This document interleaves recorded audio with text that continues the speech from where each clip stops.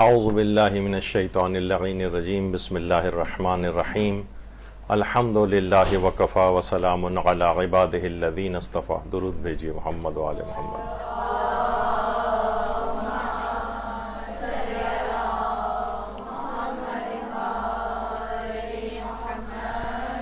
مقدس مقامات کی زیارت کے آداب اور فقہی احکام پر درس نمبر 2. انشاءاللہ اس کے بعد ایک درس کی گنجائش اور ہوگی. تیسرے درس پر یہ سلسلہ ختم ہوگا اور جتنے بھی اہم اور ضروری احکام ہیں یا آداب ہیں انشاءاللہ کوشش کریں گے کہ اس میں بیان ہو جائیں. پچھلی مرتبہ بغیر کسی تمہید میں جائے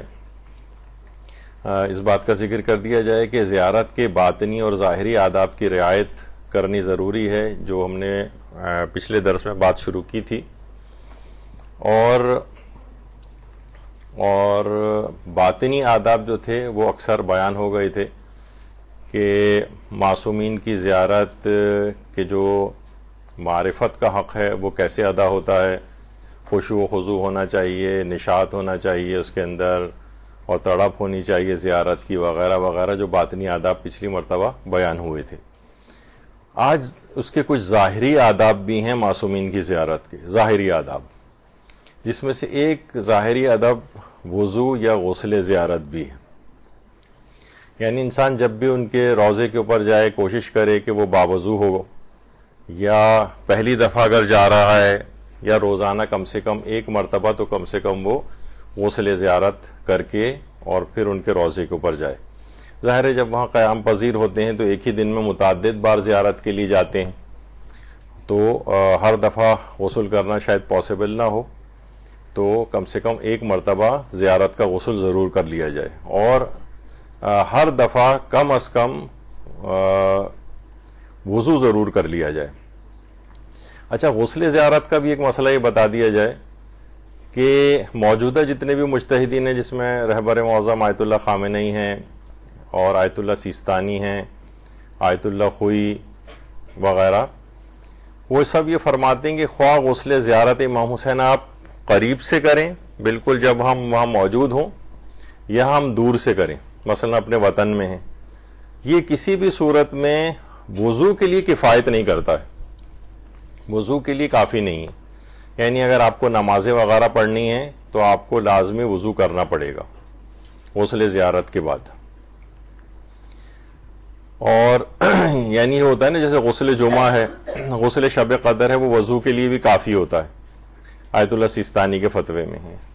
رہبر معظم تو اس کے بعد بھی کہتے ہیں کہ وضو کیا جائے، کافی نہیں ہے، لیکن نمازیں یا ہر وہ کام کے جس کے لیے وضو کی ضرورت پیش آئے تو وہ غسل کے بعد وضو کیا جائے گا. یعنی ایسا غسل جو آپ کر رہے ہیں تو اس کے بعد تو غسل زیارت ان چیزوں میں سے ہے کہ جس کے بعد اس کی لازمی ضرورت پیش آتی ہے کہ اس کے بعد نمازوں وغیرہ کے لیے وضو کیا جائے. اچھا، غسل کی اس قدر تاکید ہے اس سلسلے میں ہمارے چھٹے امام جعفر صادق علیہ السلام فرماتے ہیں،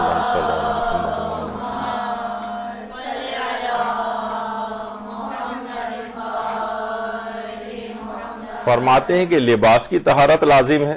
یعنی اس کے آداب میں سے ہے، ضروری اس کا خیال کیا جائے، واجبات والا مسئلہ تو نہیں ہے. لباس یعنی آپ کا پاک و پاکیزہ ہو، اور حائر حسینی پر آنے سے پہلے غسل کرنا بھی تم پر لازم ہے. یعنی تمہیں چاہیے کہ تم غسل کرو، تاکید کے معنوں میں ہے، یعنی واجب کے معنوں میں نہیں ہے. اور خشوع و خضوع بھی ضروری ہے، اور صلوات بھی تم پر لازم ہے، اور محمد و آل محمد پر کثرت سے درود بھی بھیجو.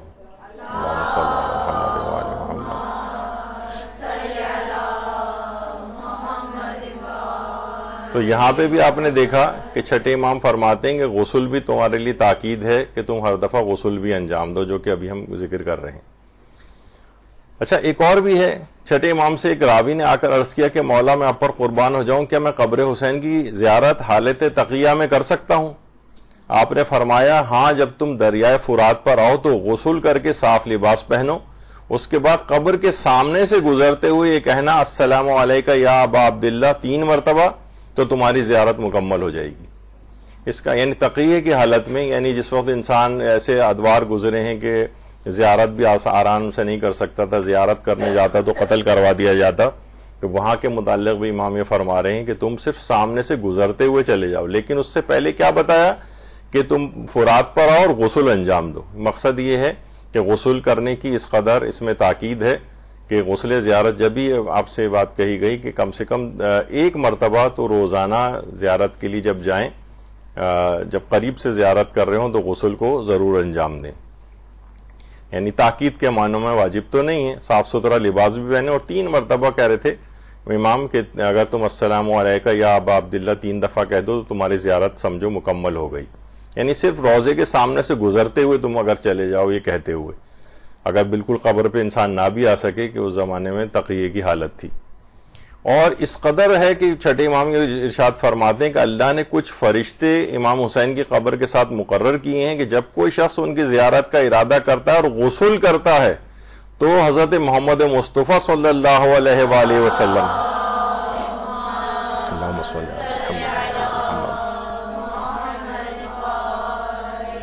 رسول اللہ اسے آواز دے کر فرماتے ہیں اے اللہ کے مہمان جنت میں میری رفاقت کے ساتھ خوش ہو جاؤ۔ تو اس سے آپ اندازہ لگائیے کہ یعنی زیارت کا ارادہ کرے اور غسل انجام دے تو پھر رسول اللہ یہ کہتے ہیں۔ تو یعنی ایسا نہیں ہے کہ بس ٹھیک ہے جا رہے ہیں، ایک فارمیلٹی ہے، بس ایک نہا دھو کے انسان جائے، نہیں، اس قدر ہے کہ رسول اللہ کی رفاقت اس کو نصیب ہوگی اگر وہ غسل زیارت کو انجام دیتا ہے۔ پھر یہ سوال کیا ہر بار زیارت کے لیے وضو غسل ضروری ہے؟ تو ابھی جیسے گزرا کہ وہ ضروری تو نہیں ہے، وضو البتہ کوشش کر کے ہر دفعہ انجام دے لیا جائے، اور بغیر وضو یعنی باطنی طہارت جب تک نہ ہو تب تک نہ جایا جائے، اور روزانہ کم سے کم ایک مرتبہ جب پہلی زیارت کے لیے جائیں تو غسل کو انجام دے لیں، اس کے بعد جتنی دفعہ بھی جائیں وضو کے ساتھ اگر چلے جائیں، یا ہر دفعہ بھی غسل کرنا پاسبل ہو تو ہر دفعہ غسل کر کے چلے جائیں تو بہت ہی اچھا ہے، لیکن ضروری اور واجبات وغیرہ کا مسئلہ نہیں ہے۔ اچھا، کسی واجب یا مستحب غسل کے درمیان غسل زیارت کی نیت درمیان سے کر سکتے ہیں؟ یعنی مثلا ہم وہاں گئے، جمعہ تھا، ہم نے غسل جمعہ انجام دینا شروع کر دیا، سر و گردن بھی دھو لیا، اب نچلا دھو رہے ہیں، اچھا یہ مسئلہ صرف وہاں کا نہیں ہے بلکہ یہاں کا بھی ہے۔ مثلا یہاں پر بھی آپ غسل وغیرہ اگر کوئی شخص انجام دیتا ہے، واجب غسل انجام دیتا ہے یا مستحب غسل انجام دیتا ہے، اور آپ کے علم میں بھی ہے کہ ایک ہی غسل میں کئی نیتیں بھی جمع ہو سکتی ہیں، یعنی بہت سارے واجب غسل بھی جمع ہو سکتے ہیں، بہت سارے مستحب غسل بھی جمع ہو سکتے ہیں، واجب غسلوں کے ساتھ مستحب غسلوں کی نیت بھی کر سکتے ہیں، تو ایک ہی غسل ہوگا لیکن نیتیں ساری ہو جائیں گی، سب کا ثواب مل جائے گا۔ اور کئی غسل واجب ہیں اور کسی ایک غسل کی بھی ہم نے نیت کر لی، باقی غسل واجب ہمارے دماغ میں نہ رہے اس وقت ان کی نیت کرنا، تب بھی تمام غسلوں کے لیے یعنی تمام ان غسلوں سے پاکیزگی مل جاتی ہے۔ تو اچھا، اب ہم نے غسل کرنا شروع کیا مثلا جمعے کا، اور سر و گردن دھونے کے بعد بیچ میں ہمیں خیال آ رہا ہے کہ ارے میں نے تو غسل زیارت امام حسین کی نیت ہی نہیں کی، تو کیا یہ کر سکتے ہیں کہ درمیان میں جہاں یاد آئے ہمیں وہیں ہم غسل کی نیت کر لیں؟ یعنی پورا غسل الگ سے نہ کریں بلکہ درمیان میں ہمیں یاد آئے تو وہیں ہم غسل کی نیت کر لیں۔ تو اس میں آغا سیستانی اور دیگر کچھ اور فقہا بھی ہیں، وہ فرماتے ہیں کہ نہیں، ایسا پاسبل نہیں ہے، یعنی اگر آپ اس سے آگے بڑھ گئے ہیں تو وہ فرماتے ہیں کہ پھر دوبارہ سر و گردن دھویا جائے اس نیت کو شامل کر کے، اور پھر غسل کو مکمل کیا جائے۔ یعنی اگر آپ واجب یا مستحب غسل کوئی سے بھی انجام دے رہے ہیں اور بعد میں بیچ میں آپ کو کہیں یاد آتا ہے کہ فلاں فلاں غسل کی نیت تو رہ ہی گئی ہے، ظاہر ہے اگر نیت نہیں کریں گے، یا مثلا ہم نے غسل جمعہ کر رہے تھے، وہی نیت ہمارے دماغ میں تھی، لیکن بعد میں یاد آیا کہ غسل زیارت امام حسین کی بھی تو نیت کر لیتے، اس کے بعد تو ویسے بھی ہمیں مثلا حرم جانا ہی ہے، تو اب میں بیچ میں نیت کر لوں، تو آغا سیستانی فرماتے ہیں کہ نہیں، کافی نہیں ہے، اور آپ کو دوبارہ سر و گردن دھونا پڑے گا اسی وقت، اور اس کے بعد پھر نچلا دھڑ وغیرہ جو دھونے کا مسئلہ ہوتا ہے پھر اس طرح سے۔ تو پھر یہ یعنی بیچ میں اس طرح سے نیت نہیں گھسا سکتے، آپ بیچ میں شامل نہیں کر سکتے، بلکہ پھر دوبارہ سر و گردن کو دھویا جائے گا۔ ایک اور مسئلہ خواتین کے لحاظ سے بڑا ایک معرکۃ الآراء وہاں بن جاتا ہے کہ حرم میں خواتین کہاں کہاں تک جا سکتی ہیں حالت نجاست میں۔ یہ ایک مسئلہ وہاں پر بہت پیش آتا ہے، خواتین بہت پریشان ہوتی ہیں، ابھی آگے چل کر آپ کو اندازہ ہوگا۔ تو رواق میں جو ہے وہ آپ نے دیکھا ہوگا وہاں مختلف راہداریاں بنی ہوئی ہیں، دالان بنے ہوئے ہیں، تو وہاں تک بھی خواتین جو ہے وہ حالت نجاست میں جا سکتی ہیں. اور اسی طریقے سے مثلاً مختلف جو صحن بنے ہوئے ہیں صحنوں میں بھی جا سکتی ہیں.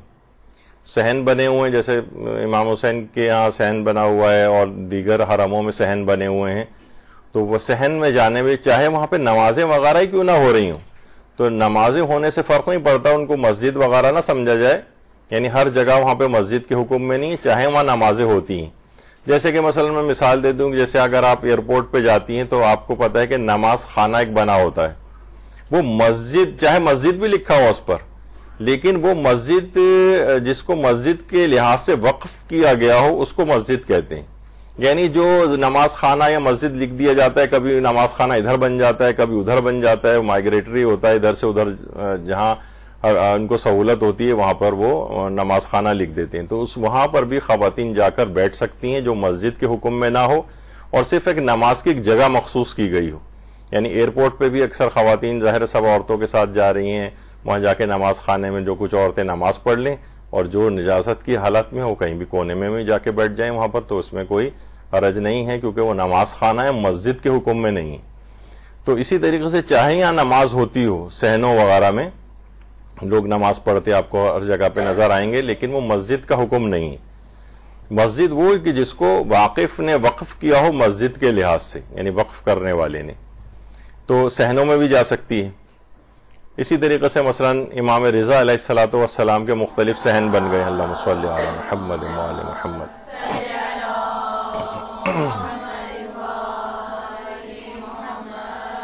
تو وہاں پہ بھی صحن بن چکے ہیں, بہت سارے نئے نئے صحن بنتے رہتے ہیں. تو وہاں پر جانے میں چاہے وہاں لوگ ہر وقت نماز پڑھتے آپ کو نظر آئیں, لیکن تب بھی وہاں جا کر حالت نجاست میں جایا جا سکتا ہے اور ٹھہرا بھی جا سکتا ہے. لیکن حرم سے جو متصل مساجد ہیں, مساجد ان میں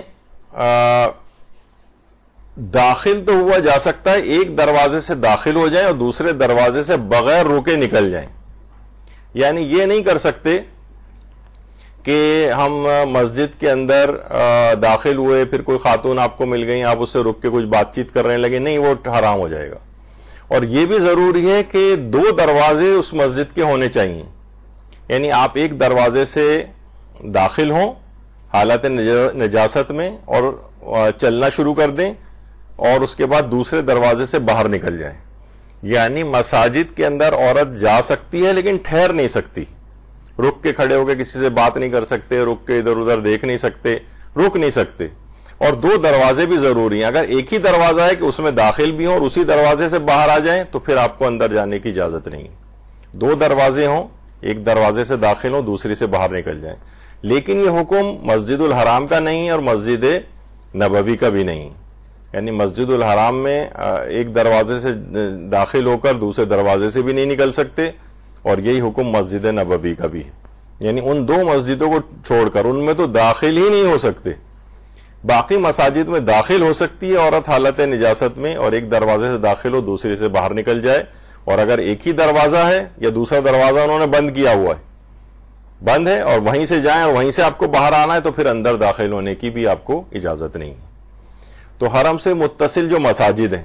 اب مثلا حرم امام رضا علیہ الصلوۃ والسلام ہے تو وہاں پر مسجد گوہر شاد ہے مثلا. تو ایک تو مسجد کا باہر کا ایریا ہوتا ہے, وہاں پر تو اس کی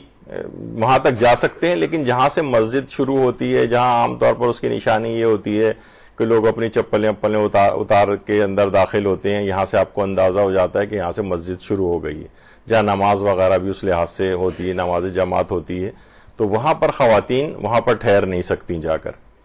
تو حرموں سے جو متصل مساجد ہیں ان کو آپ کو دیکھنا پڑے گا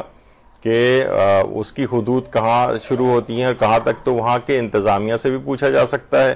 یا جو مولانا حضرات وغیرہ ساتھ میں ہوتے ہیں وہ بھی آپ کو گائیڈ کر سکتے ہیں کہ کہاں تک خواتین جا سکتی ہیں اور کہاں تک نہیں جا سکتی. تو مسجد سے باہر تک کا جو ایریا ہوتا ہے وہاں پر جا سکتی ہیں, لیکن جہاں سے مسجد باقاعدہ شروع ہوتی ہے وقف کرنے کے اعتبار سے, تو وہاں اندر داخل ہونا, داخل تو ہو سکتی ہیں لیکن ٹھہر نہیں سکتی. تو عام طور پر آپ کہیں گے کہ بھائی ٹھہرنا تو ہوتا ہی ہے وہاں جب سب جا رہے ہیں, تو نہیں اس طرح, کیونکہ بہت ساری خواتین اس کا خیال نہیں کر رہی ہوتی ہیں اور سننے میں آیا ہے اور اسی حالت میں چلی جاتی ہیں متوجہ نہ ہونے کی وجہ سے، تو یہ غلطی نہ ہونے پائے۔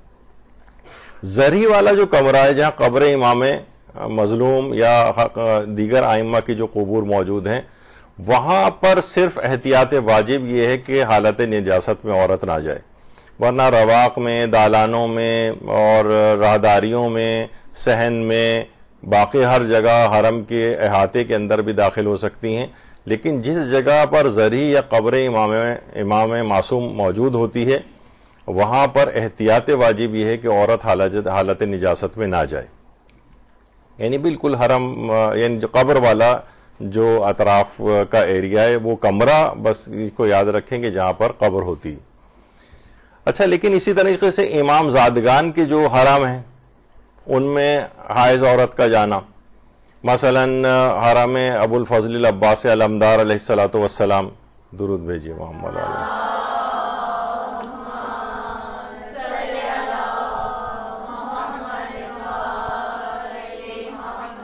امام زادگان کا وہ فقہی حکم نہیں ہے، جو کہ خود امام جو معصوم ہیں ان کا جو فقہی حکم ہوتا ہے کہ احتیاط واجب ہے کہ وہاں نہ جائے، امام زادگان کے اندر یہ حکم نہیں۔ حضرت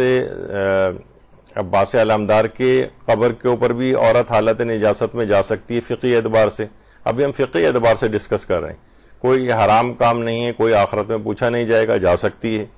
اسی طریقے سے مثلا حرم معصوم قوم میں بھی جا سکتی ہے، یعنی ان کے بالکل قبر کے پاس ان کی زری کو بھی ہاتھ لگا سکتی ہے، کوئی اس کے اندر ممانعت نہیں ہے فقہی اعتبار سے۔ اسی طریقے سے مثلا سید محمد جو بلد میں جن کا روضہ ہے وہاں پر بھی جا سکتی ہے، اس میں بھی کوئی حرج نہیں ہے۔ اسی طریقے سے حضرت زینب سلام اللہ علیہ کا روضہ ہے شام میں، دمشق میں، وہاں پر بھی جا سکتی ہے۔ تو اس لحاظ سے اس کے اندر کوئی مسئلہ نہیں ہے امام زادگان کے حوالے سے۔ البتہ کچھ مراجع ایسے ہیں، یعنی یہ جو مسئلہ اس سے پہلے ہم نے بیان کیا کہ جا سکتی ہے امام زادگان کے قبور کے اوپر حالت نجاست میں، آیت اللہ سیستانی کا بھی یہی مسئلہ تھا، آیت اللہ خوئی کا بھی یہی مسئلہ تھا، رہبر معظم کا بھی یہی مسئلہ تھا، امام خمینی کا بھی یہی مسئلہ تھا، لیکن اس میں تھوڑا سا ایک اختلاف ہے۔ مرحوم مراجع میں سے آیت اللہ بہجت ایک تو اس کو منع کرتے تھے، وہ بھی احتیاط واجب اس مسئلے میں بھی لگاتے تھے، امام زادگان میں بھی، اور آیت اللہ وحید خراسانی بھی یہ بات فرماتے ہیں کہ احتیاط واجب کی بنا پر جو جلیل القدر امام زادگان ہیں، جس میں حضرت عباس ہیں، معصوم قوم ہیں، مثلا حضرت زینب سلام اللہ علیہ ہیں، وہ فرماتے ہیں کہ احتیاط واجب کی بنا پر ان کی قبور پر بھی حالت نجاست میں نہ جائے، اور وہ جو کہ اجازت بھی دیتے ہیں، مثلا آپ کسی خاتون کا دل نہیں مان رہا ہے کہ میں حالت نجاست میں وہاں تک جاؤں، تو وہ اس میں بھی کوئی حرج نہیں ہے، بہت اچھی بات ہے، کہیں بھی دور بیٹھ کر بھی ان کا زیارت کی جا سکتی ہے، تو اس میں کوئی ممانعت والی بات نہیں ہے۔ اچھا، اب ایک مسئلہ آتا ہے مسجد کوفہ اور مسجد سہلہ میں حائض کا جانا، کیونکہ وہاں جب بھی جاتے ہیں خواتین، ظاہر ہے پورے گروپ ساتھ ہوتا ہے، کاروان ساتھ ہوتا ہے، اور وہ سب لوگ اب یا تو خواتین ایسی کوئی خاتون ہو اس کو ہوٹل کے کمرے میں چھوڑ کر جائیں، سیکیورٹی ریزنز بھی ہوتے ہیں، بعض اوقات ہر ہوٹل اس قابل نہیں کہ چھوڑ کے جائے، ساتھ لے کر جائیں تو وہاں پہ کافی بڑا پروگرام ہوتا ہے، وہاں پہ کہاں ٹھہریں گی، کہاں رکے گی، مسجد میں تو داخل ہو نہیں سکتے ہیں۔ اب مثلا جیسے مسجد کوفہ ہے مثلا، تو وہ یہ جہاں پہ بھی اس کے اندر جو اندرونی اس کا جو ایریا ہے، جتنا بھی آپ کو اس وقت نظر آ رہا ہے، سب مسجد کے حکم میں، یا تو بالکل جہاں سیڑھیاں ویڑیاں سی ہوتی ہیں اس کے اوپر چڑھ کے پھر مسجد میں داخل ہوتے ہیں، اس سے پہلے وہاں کہیں بیٹھ جائے، لیکن اتنا گھنٹوں کے لیے ایسی ادھر ادھر بیٹھے رہنا یہ بعض اوقات وہاں پہ پاسبل نہیں ہوتا ہے۔ لیکن اس کا ایک حل یہ ہوتا ہے پھر، یہ جیسے پچھلا حصہ جو آپ کو نظر آ رہا ہے وہ مسجد کوفہ کا حصہ ہے، لیکن یہ جو دو گنبد نظر آ رہے ہیں لیفٹ اور رائٹ، تو لیفٹ پہ ہانی ابن عروہ کا روضہ ہے اور رائٹ پہ حضرت مسلم ابن عقیل کا روضہ ہے، تو یہ مسجد کوفہ سے بالکل اٹیچڈ ہیں، تو ایسی خواتین کاروان اور گروپوں کے ساتھ جا سکتی ہیں اور ہانی ابن عروہ کے روضے میں اندر جا کر ٹھہر جائیں۔ ابھی آپ نے سنا ہے کہ جب امام زادگان کے اندر اجازت ہے تو اصحاب ائمہ میں بھی اس کی اجازت ہے، تو وہاں پر جا کر ٹھنڈا ہوتا ہے اور کمفرٹیبلی بیٹھ سکتی ہیں وہاں پر، تو ہانی ابن عروہ کے روضے کے اوپر یا پھر حضرت مسلم ابن عقیل کے روضے پر جا کر بیٹھ سکتی ہیں۔ پھر بعد میں جن کو لینا ہے گروپ یا کاروان والے، اور وہ خود بھی ان جگہوں کی زیارت کے لیے وہاں سے مسجد کوفہ سے فارغ ہو کر آتے ہی ہیں، تو پھر وہ ان کو جوائن کر لے بعد میں۔ اسی طریقے سے مسجد سہلہ، مسجد سہلہ آپ کو پتہ ہے کہ کتنی عظیم المرتبت مسجد ہے، اور یہاں تک کہ جب حضرت امام زمانہ علیہ السلام تشریف لائیں گے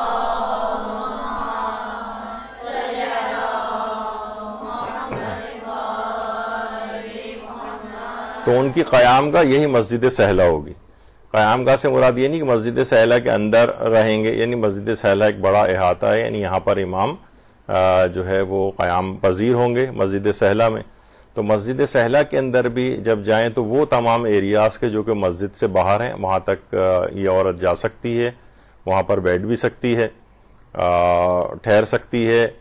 لیکن جو مسجد کا ایریا ہے کہ جہاں سے مسجد شروع ہوتی ہے تو وہاں پر پھر یہ کوشش کرے کہ بلکہ اس کے لیے یعنی وہاں پر نہیں ٹھہر سکتی، یعنی مسجد میں ایک دروازے سے داخل ہو کے یا تو دوسرے دروازے سے نکلے، اور یا پھر یہ کہ اگر دوسرا دروازہ نظر نہیں آ رہا ہو یا وہ بند ہو مثلا تو پھر اندر بھی داخل نہیں ہو سکتی۔ تو لیکن اس سے پہلے جو باہر کے جو وہ ایریاز کے جو کہ مسجد کے حکم میں نہیں ہیں وہاں پر جو ہے وہ جا کر بیٹھ سکتی ہے، اور بعد میں جب کاروان فارغ ہو جائے تو ان کے ساتھ پھر واپس آ جائے۔ تو اس طرح وہ ساتھ بھی جا سکتی ہے، ورنہ بہت مسئلہ ہوتا ہے، بہت سی خواتین وہاں سے فون کر رہی ہوتی ہیں، پوچھ رہی ہوتی ہیں ادھر ادھر کہ کیا کریں، ہم جانا بھی ضروری ہے، اب ہوٹل چھوڑ کے جائیں تو کیا مسئلہ ہو۔ تو یہ بہرحال ایک حل ہے مسجد کوفہ میں، یا تو ہانی ابن عروہ یا حضرت مسلم ابن عقیل کے روضے پہ انتظار کر لیں، یا مثلا مسجد سہلہ اگر گئے ہیں تو اس سے مسجد کی حدود سے باہر انتظار کیا جا سکتا ہے۔ اچھا، وہ جگہ بعض اوقات یہ ہوتا ہے کہ مسجد کا ہونا مشکوک ہوتا ہے کہ پتہ نہیں ایریا مسجد میں شامل بھی ہے شامل نہیں، یہ بھی ایک آتا ہے ایک مسئلہ وہاں پر۔ مثلا بہت سی ایکسٹینشنز ہو رہی ہیں مسجد میں، اب سمجھ میں نہیں آتا کہ یہ مسجد میں شمار ہوگا یا شمار نہیں ہوگا۔ تو ایسی صورتوں میں کہ جس ایریا کا مسجد میں شامل ہونا یقینی نہ ہو اور مشکوک ہو تو وہاں پر جانا حرمت کا حکم نہیں رکھتا ہے، یعنی وہاں تک اس کو ایک سہولت ملے گی کہ وہاں تک وہ جا سکتی ہے مشکوک صورتحال میں۔ لیکن جس جگہ کا پتہ چل گیا کہ مسجد کے حکم میں ہے تو وہاں پر ایک دروازے سے داخل ہو کر دوسرے دروازے سے یا تو باہر نکل جائے، اور اگر ٹھہرنا لازم آ رہا ہو تو پھر ٹھہر نہیں سکتی۔ اچھا، ایک اور مسئلہ سفر میں پیش آتا ہے، یہ خواتین اس میں بڑی کنفیوز ہوتی ہیں کہ سفر میں حیض سے پاک ہونے کے دنوں کا حساب، مثلا کسی جگہ 10 روز کا قیام اس کو کرنا ہے، تو اس نے مثلا وہ گئی اس جگہ پر اس شہر کے اندر، اور وہاں اس نے قصد اقامہ کیا کہ میں یہاں 10 روز ٹھہروں گی۔ اچھا، جب 10 روز ٹھہر لیتا ہے انسان، یا مثلا ایک 4 رکعتی نماز وغیرہ بھی پڑھ لیتا ہے، تو پھر 10 روز کے قیام کی نیت کرنے کے بعد، قصد اقامہ کرنے کے بعد پھر وہ شروع سے ہی یعنی پھر وہ پوری نمازیں پڑھتا ہے۔ ابھی آگے چل کر اگر آج نہیں ذکر ہوا تو انشاءاللہ اگلی اس میں آئے گا کہ وہ 4 مقامات کون سے ہیں کہ جہاں پر قصر و تمام کا اختیار ہوتا ہے، اس میں ہم کچھ تفصیل بھی بتائیں گے اس کی۔ تو خواتین عام طور پہ یہ سوچتی ہیں کہ مثلا حالت نجاست میں وہ تھیں، 2-3 روز گزر گئے تھے، جب وہاں گئے تو 3-4 روز وہاں پر گزرے، تو پاک ہونے کے بعد سے جب وہ نماز پڑھنا شروع کرے گی تب سے قصد اقامہ اس کا ہوگا، اور پھر وہاں سے 10 دنوں کی کیلکولیشن شروع ہوگی، جبکہ ایسا بالکل بھی نہیں ہے۔ اس کو یہ سمجھنا چاہیے کہ جس وقت وہ وہاں پر پہنچے، چاہے وہ حالت نجاست کے اندر ہو، تب بھی جس دن وہ نجاست کی حالت ہی میں قصد اقامہ کر سکتی ہے، یعنی کہ میں یہاں پر 10 روز ٹھہروں گی، اور 10 روز کی کاؤنٹنگ اس کی اسی وقت سے شروع ہو جائے گی۔ یعنی ایسا نہیں ہوگا کہ وہ پاک ہو جائے اور پھر اس کے بعد وہ کہے گی اب تو میرے پاس 10 دن نہیں بچے ہیں تو مجھے قصر پڑھنی چاہیے، نہیں، جس دن سے قصد اقامہ کیا ہے تو خواہ نجاست کی حالت ہی کیوں نہ ہو، اس کو وہ پہلا دن شمار ہو جائے گا، اور وہاں سے کاؤنٹنگ اس کی 10ویں روز تک ہوگی، یعنی اس دوران اس کو جہاں قصر کی سہولت اس کو ہے ملتی ہے تو وہاں اس کو پوری ہی نماز پڑھنا پڑے گی، یعنی 4 رکعتی نماز پڑھنا پڑے گی۔ تو یہ ایک مسئلہ آتا ہے اس میں۔ اسی طریقے سے ایک مسئلہ اور آتا ہے، اور وہ ہے حائض کا دعائے کمیل اور دعائے ندبہ پڑھنا، کیونکہ جب وہاں جاتے ہیں تو وہاں پر یہ سب دعائیں بھی ہو رہی ہوتی ہیں، تو بالکل اس کی تمام مراجع کے نزدیک اجازت ہے کہ دعائے کمیل بھی پڑھ سکتی ہے، دعائے ندبہ بھی پڑھ سکتی ہے۔ البتہ دعائے کمیل میں بھی ایک آیت ایسی آتی ہے جو اس سورہ کے اندر ہے جس میں آیت سجدہ آتی ہیں، اور دعائے ندبہ جو پڑھی جاتی ہے پوری دعا کے اندر ایک آیت ایسی آتی ہے کہ جو اس سورہ میں ہے کہ جس میں آیت سجدہ آتی ہیں. خود یہ آیت سجدہ نہیں، لیکن ان سوروں کے اندر ہے کہ جس میں آیت سجدہ آتی. اب یہاں پر ایک مسئلہ تمام علماء یہ فرماتے ہیں، ویسے آیت اللہ سیستانی، رہبر معظم آیت اللہ خامنئی، آیت اللہ خوئی یہ فرماتے ہیں کہ پوری دعائے کمیل اس آیت کے ساتھ بھی پڑھ سکتے ہیں کہ جس میں اس سورے کی آیت آتی ہے جس میں آیت سجدہ آتی ہیں. تو اس لحاظ سے اس کو پڑھنے میں کوئی بھی حرج نہیں ہے، اور اس آیت کو بھی جو بیچ میں آتی ہے وہ پڑھا جا سکتا ہے. یعنی سورہ سجدہ کی جو ایک آیت ہے افمن کان مومنا والی،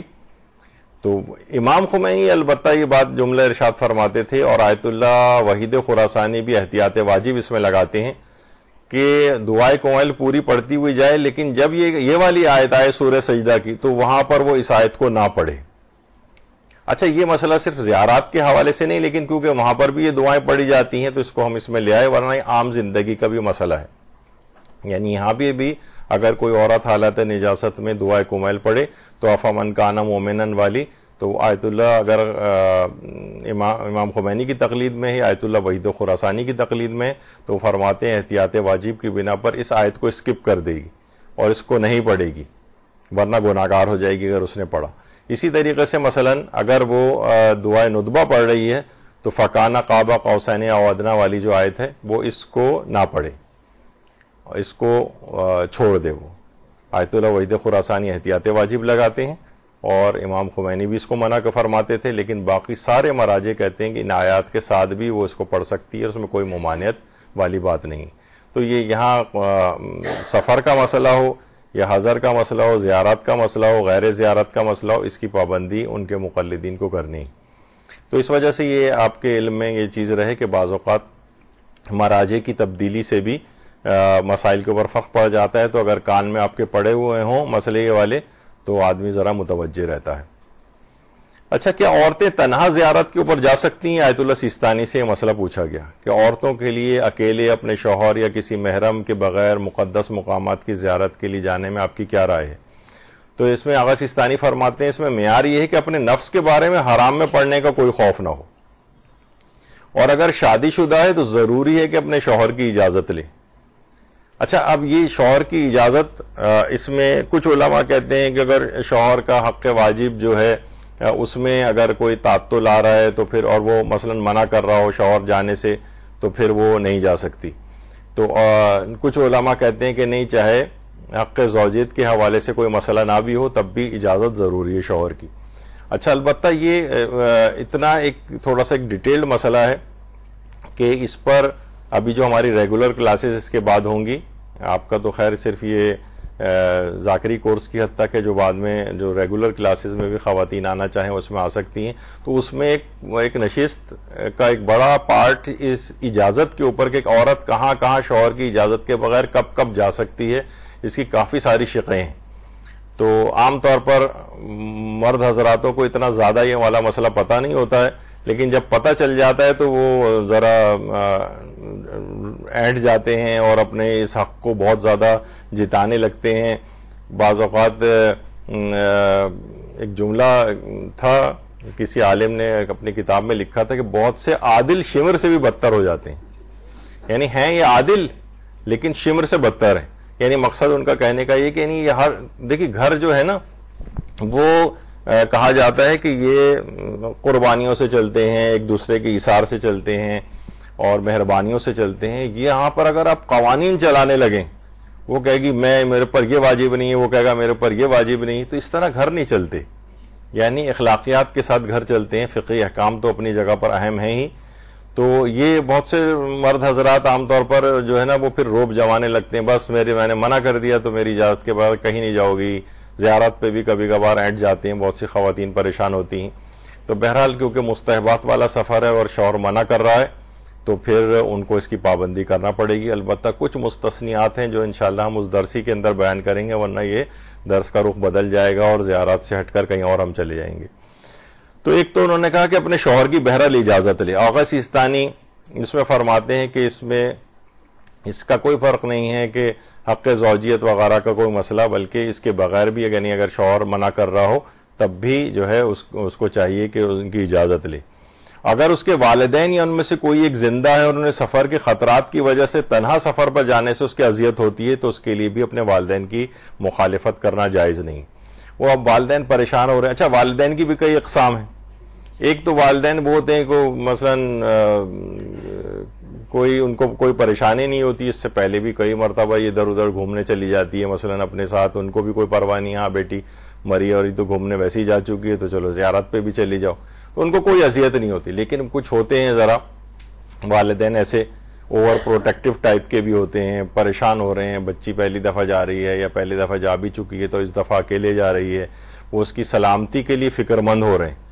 ایک تو ہوتی ہے بہت ہلکی پھلکی سی فکر, ایک ہوتی ہے نہیں ایک بہت سیریس فکر ہو رہی ہے, مثلا حالات صحیح نہیں ہیں, وہاں پہ بم دھماکے ہو رہے ہیں, ابھی شام لوگ جا رہے تھے تو پتہ چلا وہاں پر بم دھماکہ ہوا, اب ذرا تھوڑے سے ان کی پریشانی کی انٹینسٹی جو ہے وہ بڑھ رہی ہے.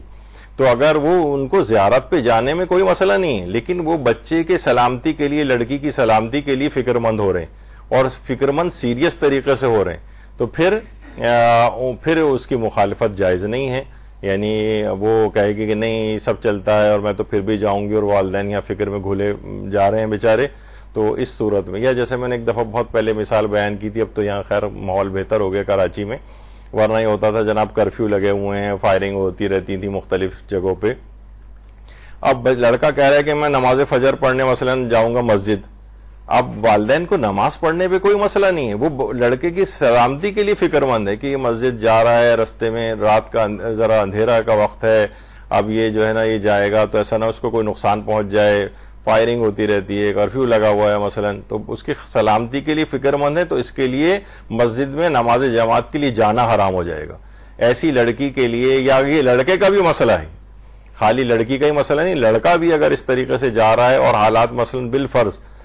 کچھ ایسے خراب ہیں جس سے والدین بہت زیادہ تشویش میں مبتلا ہیں اس کی سلامتی کے لیے, تو پھر اس کے لیے جانا حرام ہو سکتا ہے. یا تو ان کو قائل کرے, دل سے وہ راضی ہو جائیں, ان کی وریز جو ہیں تھوڑی کم ہو جائیں, وہ ان کو اذیت محسوس نہ ہو اس کے جانے میں, تو پھر اس کی اجازت مل جاتی. تو یہ عورتوں کا تنہا زیارتوں پہ جانا, ایک تو پہلی شرط تو یہ ہے کہ کسی حرام میں مبتلا نہ ہو, اور شادی شدہ ہے تو شوہر کی اجازت ہو, اور والدین کی اجازت کی صورت اس وقت پڑے گی کہ جب وہ اس کی سلامتی کے لیے بہت زیادہ فکر مند نہ ہو. اگر فکر مند وغیرہ نہیں ہے, بس ویسے ہی کہہ رہے ہیں چھوڑو بیٹی مت جاؤ ابھی تو تم گئی تھیں یا کچھ, تو پھر وہ ان کی مخالفت بھی کر سکتی ہے اور جا سکتی ہے. ویسے مستحبات اور اس لحاظ سے دیکھیں تو والدین کی ایسی مخالفت بھی نہیں کرنی چاہیے, لیکن ان کو راضی کر کے جانا چاہیے. تو سفر زیارت سے پہلے شوہر کی اجازت کا جو فقہی حکم ہے تو وہ لینا ضروری ہے, جیسے ہم نے اس سے پہلے کہا. لیکن اس میں بھی کافی ایک عمومی طور پر بھی ایک مسئلہ ہے نا, یہ صرف زیارت کے مسئلہ نہیں ہے, بلکہ وہ والا مسئلہ بھی ہے کہ اگر عورت عمومی طور پر جو عام زندگی یہاں پر گزار رہی ہے تو اس کو گھر سے باہر جانے کے لیے شوہر کی اجازت ضروری ہے.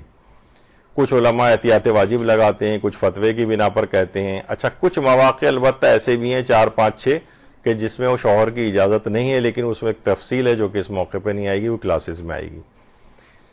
اچھا والدین سے الوداعی ملاقات کے لیے شوہر کی اجازت, الوداعی ملاقات کے لیے, تو الوداعی ملاقات کے لیے بھی اگر شوہر مثلا منع کر رہا ہے, دیکھیے وہی والی بات ہے نا, بہت سے اس قسم کے عادل لیکن شمر سے بدتر ہوتے ہیں جو والدین سے, یعنی خود مجھے اچھی طرح یاد ہے کہ ایک والد نے مجھ سے خود اس بات کا تقریباً روتی ہوئی آنکھوں کے ساتھ اس بات کا اظہار کیا تھا کہ میرے جو داماد ہے وہ سالہ سال سے اتنا کڑی اس نے چیک رکھا ہوا ہے اپنی بیوی کے اوپر, وہ ملنے ہی نہیں دیتا ان سے. تو اس طرح کے بہت سارے افراد ہوتے ہیں. بلکہ میرے کنورٹڈ ایک دوست تھے جو کہ غیر شیعہ تھے, بعد میں شیعہ مذہب قبول کر لیا تھا,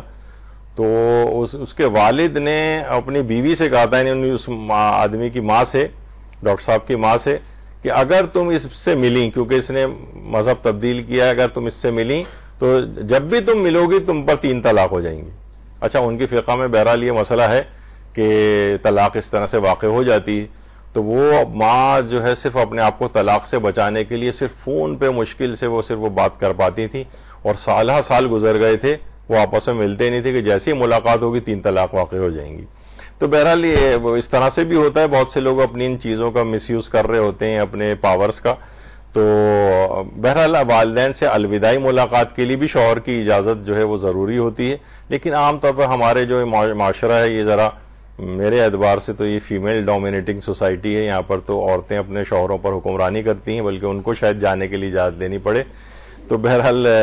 الوداعی ملاقات وغیرہ کا یہاں ایسا مسئلہ نہیں ہوتا. البتہ کچھ جگہوں پہ شاذ و نادر ایسا ہوتا ہے کہ مرد حضرات اس طرح کی پاورز کو استعمال کر رہے ہوتے ہیں. بہرحال اجازت اس کے لحاظ سے بھی ضروری ہے. اگر بغیر اجازت چلی گئی، مثلا زیارات پہ چلی گئی، ابھی تو ہم چلو وہیں کا ہی ڈسکس کر رہے ہیں نا، اگر بغیر والدین اجازت، شوہر اجازت نہیں دے رہا بلکہ بہت سختی کے ساتھ اس نے منع کر دیا، بہت سے اور ریزننگ بھی ہو سکتے ہیں کہ مثلا اس کو وہاں زیارت پہ جانے کا مسئلہ نہیں ہے، لیکن ابھی پچھلے سال ہی گئی تھیں یا کئی دفعہ تم زیارت پہ جا چکی ہو، بہت مہنگا ہو گیا ہے مثلا، اب پھر تم چل دی مثلا اتنے لاکھوں کا خرچ کر کے، گھر کے مثلا مالی حالات نہیں ہیں، کیونکہ آپ کو پتہ ہے ایک دفعہ جو جانا شروع ہو جائے تو بہرحال ایک ایسی اٹریکشن تو ہوتی ہے کہ ہر سال دل چاہتا ہے کہ بار بار وہاں پر جایا جائے. تو اب یہ جا رہی ہے نافرمانی کر کے، تو پھر یہ مسئلہ آتا ہے کہ پھر یہ اپنے اس کا حق نہیں رکھتی ہے، مثلا نان و نفقے کا حق نہیں رکھے گی، یا مثلا اگر یہ بیمار پڑ جاتی ہے اگر وہاں جا کر، یا تو شوہر کے، کیونکہ بیماری کا علاج کرانا جو متعارف جو بیماریاں ہیں اور جو متعارف علاج ہے اتنے کا خرچہ دینا شوہر کے اوپر واجب ہوتا ہے، تو پھر وہ اس کا بھی حق نہیں رکھے گی. اور دوسری بات ہے کہ اس طرح سے ناشزہ ہو جاتی ہے. ناشزہ نافرمان کو کہا جاتا ہے، یعنی ایک خاص فقہی ٹرمینالوجی ہے ایسی جو اپنے شوہر کی اجازت کے بغیر گھر سے باہر جائے، یہ ناشزہ ہو جاتی ہے. حتیٰ کہ جو 4 رکعتی نماز کے قصر ہونے کی جو سہولت ہے سفر میں، یہ بھی اس سے لے لی جاتی. یعنی اب تم نے جو نافرمانی کی ہے، اب جہاں پر بھی تمہیں 4 رکعتی نماز 2 رکعت پڑھنی ہے، اسلام اس سہولت کو لے لے گا اور یہ سمجھے گا کہ تم سفر پر ہو ہی نہیں، تم اپنے وطن میں ہی ہو تو تمہیں 4 رکعت پڑھنی. تو یہ سہولیات بھی اس سے لے لی جاتی ہیں. نان و نفقے کی سہولت یعنی اب یہ تقاضا نہیں کر سکتی جتنے دن بھی یہ ناشزہ رہے گی. تو بہرحال یہ مختصر یہ کہ اس کو چاہیے کہ اجازت لے کر جائے. سفر زیارت کے لیے والد کا حکم تو اس سے پہلے بیان ہو گیا کہ ان کو صرف یہ ہے کہ ویسے والد کی اجازت ضروری نہیں ہے، یہ والد کی اجازت لڑکے اور لڑکی سب اس کے اندر برابر ہو جائیں گے. اس صورت میں ہوگا جب ان کو کوئی اذیت پہنچ رہی ہو، یعنی وہ اس کی سلامتی کے لیے فکر مند ہیں اور ایک اذیت پہنچ رہی ہے، تو پھر اس صورت میں اجازت لینی. مثلا آغا سیستانی سے پوچھا گیا اگر کسی جوان کو اس کے والدین دہشت گردی یا دھماکے کے خوف سے کربلا پیدل چلنے سے منع کرتے ہیں تو کیا اس کا پیدل کربلا جانا جائز ہوگا؟ جواب: اگر والدین کا منع کرنا پدری اور مادری شفقت کی وجہ سے ہو تو ان کی اطاعت ضروری ہے، بالخصوص جب اس نوجوان کے لیے کسی اور دن زیارت کرنا ممکن ہو. یعنی کسی اور دنوں میں تم چلے جاؤ زیارت کے لیے، اب بھی والدین بہت زیادہ فکر مند ہو رہے ہیں اور پدری اور مادری شفقت کی وجہ سے فکر مند ہو رہے ہیں، یعنی ان کو خود زیارت پہ یا پیدل جانے پر اعتراض نہیں. تو اس کے اندر جو ایک والدین کی اجازت کا جہاں مسئلہ آتا ہے وہاں ان کی اس شفقت کی وجہ سے ان کے لیے باعث اذیت اگر ہو رہا ہے، اس وقت کا یہ مسئلہ ہے. اچھا، دوسری شرط یہ ہے، ابھی تو ایک شرط تھی کہ جناب اجازتیں وغیرہ ہونی چاہیے، اس سے پہلے بھی جو پہلی شرط جو گزری تھی کہ وضو اور غسل کے ساتھ زیارت کی جائے. اب ہے پاک و صاف لباس پہنا جائے. ابھی آپ نے تھوڑی دیر پہلے ہی روایت پڑھی تھی چھٹے امام کی جس میں انہوں نے فرمایا تھا جب جاؤ تو غسل کر کے صاف لباس پہننا. اس کا مطلب ہے کہ گندا سندا لباس پہننا، دبے پڑے ہوئے ہیں اور میلا کچیلا مثلا لباس ہو رہا ہے، آتے ہی مثلا ہم اسی لباس میں چلے گئے، وہ ابھی آگے چل کر اس کا بھی مسئلہ جو ہے وہ بیان ہوگا کہ وہ خاص موقع کے لیے کہ جب انسان روز عاشور وہاں پر پہنچے. اگر روز عاشور زیارت کے لیے پہنچ رہا ہے مسافر تو اسی غبار آلود یا جو حالت ہے اس کی اسی میں چلا جائے، یہ آداب میں شامل ہے. خیر وہ بھی آگے چل کر آئے گا. تو غسل کر کے صاف ستھرا لباس پہنے اور اس کے بعد پھر وہ زیارت کے لیے جائے. عطر و زینت سے دوری، خوشبوئیں وغیرہ لگا کر جانا. اچھا، بہت سی روایات ایسی ہیں کہ جس میں عطر و زینت کو لگانے کو کہا گیا ہے اور کچھ روایات ایسی ہیں کہ جس میں عطر و زینت کو منع کیا گیا ہے کہ عطر و زینت کر کے نہ جایا جائے. زینت تو چلیں اس لحاظ سے مثلا زینت سے مراد میک اپ وغیرہ کر کے جا رہی ہیں، عام طور پر خواتین وہاں جا کر تو ذرا شاید اس بات کا التزام کر لیتی ہوں کہ یہ میک اپ وغیرہ کرنا تو ویسے ہی نامحرم کے سامنے جائز نہیں ہے اور چہرہ وغیرہ تو کھلا ہوا ہوتا ہی ہے ان کا. اور چہرہ چھپا ہوا ہے تو پھر زینت کا کوئی مفہوم نہیں ہے. تو بہرحال عطر خوشبو وغیرہ لگانا. اچھا اس موضوع روایت کیا پیش کی جاتی ہے؟ عام طور پر لوگ کہتے ہیں کہ مثلا وہ جو عطیہ کوفی کی جس وقت وہ وہاں پر پہنچے تھے جابر بن عبداللہ انصاری 40 کے روز، تو انہوں نے عطیہ سے کہا تھا کہ پہلے تو ایک غسل کیا، پھر ایک پاکیزہ پیرہن پہنا. پھر جابر بن عبداللہ انصاری نے عطیہ سے کہا کہ اے عطا یا عطیہ، کیا عطریات میں سے کچھ تمہارے پاس ہے؟ تو عطیہ نے کہا کہ میرے پاس سود کوفی، یعنی سود جو کہ ایک سود کوفی کہلاتی ہے، ایک خاص قسم کی خوشبو ہے. تو انہوں نے کہا جی وہ میرے پاس ہے. تو جابر نے اس میں سے کچھ لیا، اپنے سر اور بدن پہ اس کو ملا، اور اس کے بعد پھر زیارت کے لیے گئے. تو اس کا مطلب ہے کہ خوشبو لگا کر وہ قبر پہ گئے تھے. اور کچھ روایات ایسی ہیں کہ جس میں خوشبو کی ممانعت آئی ہے. تو اس موضوع پر پورا ایک لیکچر یہاں پر قبر امام حسین کی زیارت کے لیے غسل کرنا اور خوشبو لگانا کیسا ہے، اس میں ساری وہ روایات ہم نے پیش کی ہیں اور اس کا پورا تجزیہ کیا ہے، اور ان کا نتیجہ بھی اس کے اندر نکال کے دیا ہے. کہ دیکھیے جس وقت یہ بالکل ابتدائی زمانہ تھا، اس وقت اسلام کے بہت سے احکامات ابھی بنے نہیں تھے، کیونکہ امام حسین کی شہادت کے بعد ان کی قبر پہ جانا، اور جابر پہلے ہی سے اس کا التزام کرتے تھے کہ زیارت کے لیے جابر ظاہر ہے رسول اللہ کی قبر کی زیارت کے لیے جاتے تھے جب مدینے میں تھے، اور امام حسن کی زیارت کے لیے مثلا جاتے تھے، اور حضرت زہرا کی زیارت کے لیے جاتے تھے. تو وہاں پر وہ ویسے ہی اس کے آداب میں شامل ہے کہ انسان غسل کرے، خوشبو لگائے، اور پھر ان کے قبور کی زیارت کے لیے جائے. تو وہی انہوں نے یہاں پر بھی انجام دیا کہ اس زمانے تک یہ احکامات بنے نہیں تھے، اور بعد میں ائمہ کی روایت، چھٹے امام اور ان کے بعد جو ہے روایت آئی کہ پھر وہ خوشبو نہ لگائی جائے. اور کچھ علماء یہ کہتے ہیں کہ خاص خوشبو نہ لگانا یہ عاشورے کے لحاظ سے ہے کہ اس دن انسان خاص طور پہ خوشبو نہ لگائے، اور تو پھر وہ کوئی پھر اس میں باقی دفعہ کے لیے اگر جا رہے ہوں تو پھر وہ خوشبو جو ہے وہ لگا سکتا ہے. تو اسی طریقے سے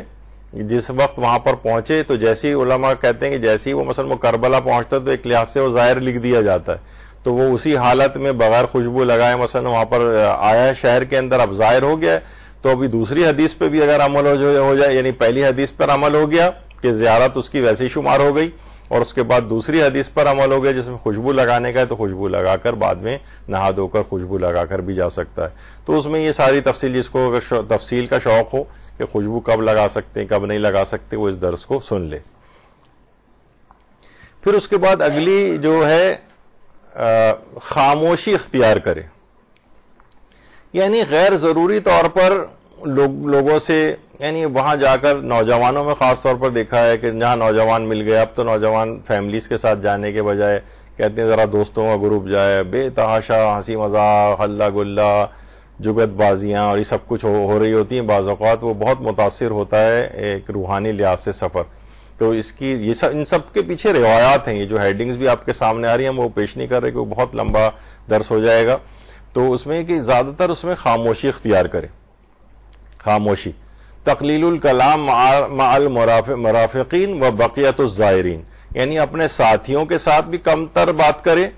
اور باقی زائرین کے ساتھ بھی. یعنی اگر کوشش بھی کرے کہ نہ سوائے اچھی باتوں کے، اچھے جملوں کے، اگر باتیں کرنی بھی ہیں تو امام کی معرفت کے لحاظ سے باتیں کی جائیں، ان کے کلام کے متعلق، ان کے فضائل کے متعلق، ان کے مصائب کے متعلق، تاریخیں نہیں، جس طرح ایک شائستہ گفتگو ہوتی. لیکن وہاں جا کر یہ فضول قسم کی بحثیں، فضول باتیں، عام طور پر کھانا جب کھانے وانے کے لیے لوگ بیٹھے ہوتے ہیں اتنی فضول اور ویسی باتیں ہو رہی ہوتی ہیں کہ یعنی آدمی سن کے بھی حیران ہوتا ہے کہ کس سفر کے اوپر یہ آئے ہیں اور کس قسم کی باتیں ہو رہی ہیں. ایسا نہیں کہ خوش گپی کرنا یا تھوڑی بہت اچھی ہلکے پھلکے پیرائے میں ہنسی مذاق بھی کر لینا کوئی ایسا ممانعت والی بات ہو، لیکن ایک حد سے زیادہ بعض اوقات کراس کر جاتا ہے. اور پسندیدہ یہ شمار کیا گیا کہ انسان اس سفر کے اندر باتیں کم کرے، اور اپنے ساتھیوں کے ساتھ بھی، باقی زائرین کے ساتھ بھی، اور کوشش کرے کہ اس کی زبان کے اوپر ہمیشہ درود و سلام اور یہ سب چیزیں جو ہیں اس کے جاری رہیں، اور وہ امام کو اپنے ہدیہ کرتا رہے تاکہ پورا ایک سفر زیارت ایک روحانی سفر قرار پائے. چھٹے امام سے پوچھا گیا کہ جب آپ کے جد امام حسین علیہ السلام کی زیارت کے لیے جاتے ہیں، اللہم صلی علی محمد و آل محمد،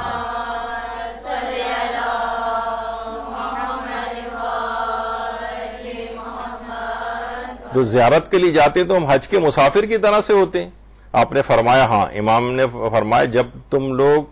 جو لوگ تمہارے ہم سفر ہوں ان کے ساتھ تم حسن صحبت رکھو اور قلیل کلام لازم ہے، یعنی اس بات کی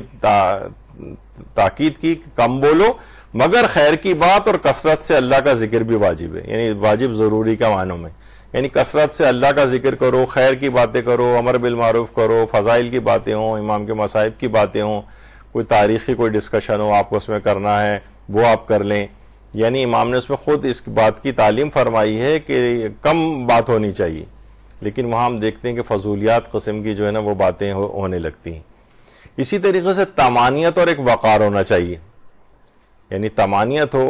یعنی مثلا جا رہے ہیں زیارت کے لیے، اب اوورٹیک کرتے ہوئے جا رہے ہیں لوگوں کو اور یہ سب، یعنی اس کی کیا ضرورت ہے؟ ایک وقار کے ساتھ انسان چلے، کوئی مقابلہ بازی تو نہیں ہے کہ سب سے پہلے آپ کو زری تک پہنچنا ہے، اب بالکل آپ نہ ٹکریں مارتے ہوئے اور جو ہے نا لوگوں سے آگے بڑھ کر اور ہر صورت میں زری تک پہنچتے ہیں مثلا، تو ایک طمانیت اور ایک وقار ہونا چاہیے،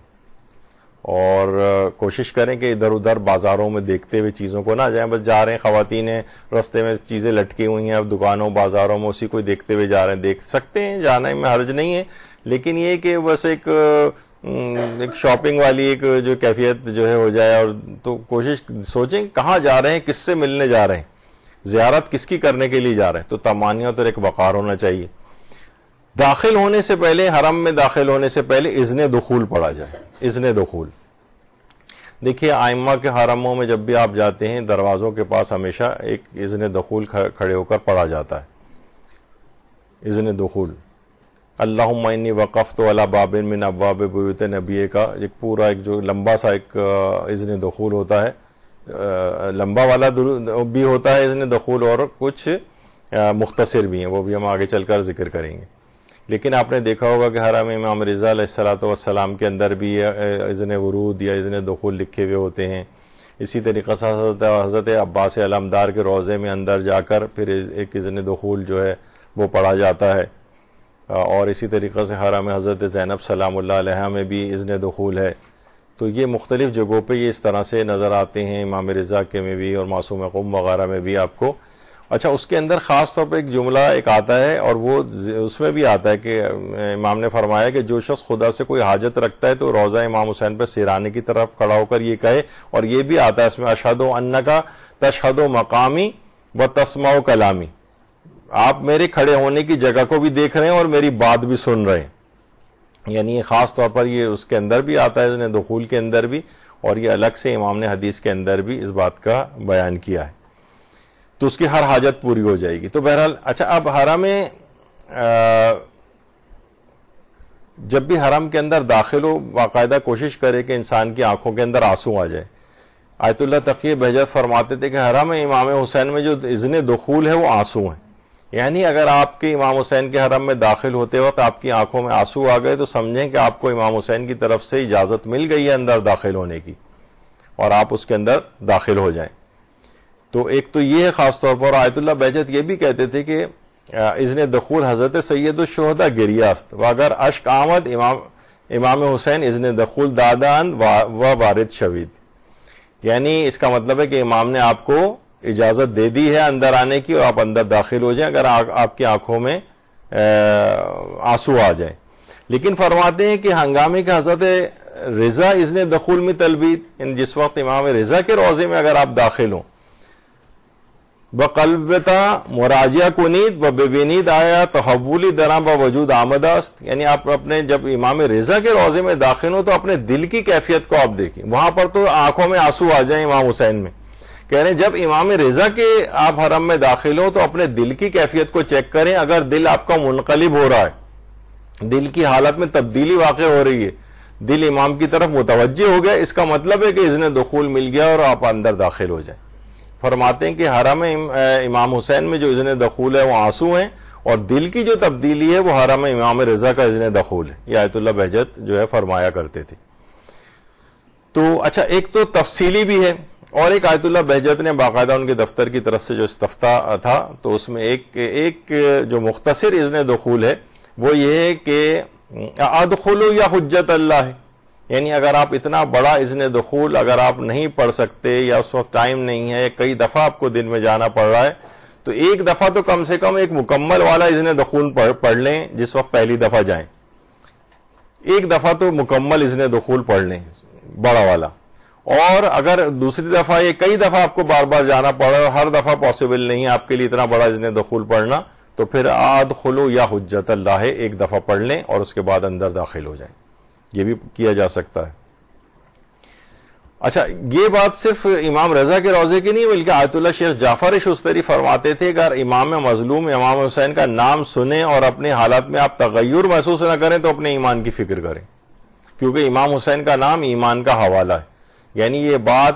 تو اس سے بڑھ کر یعنی اندر ایک تبدیلی رونما ہوتی ہے، لیکن اس تبدیلی کے رونما ہونے کے بعد اور وہ آگے بڑھتی ہے اور آپ کی آنکھوں سے آنسو جاری ہوتے ہیں.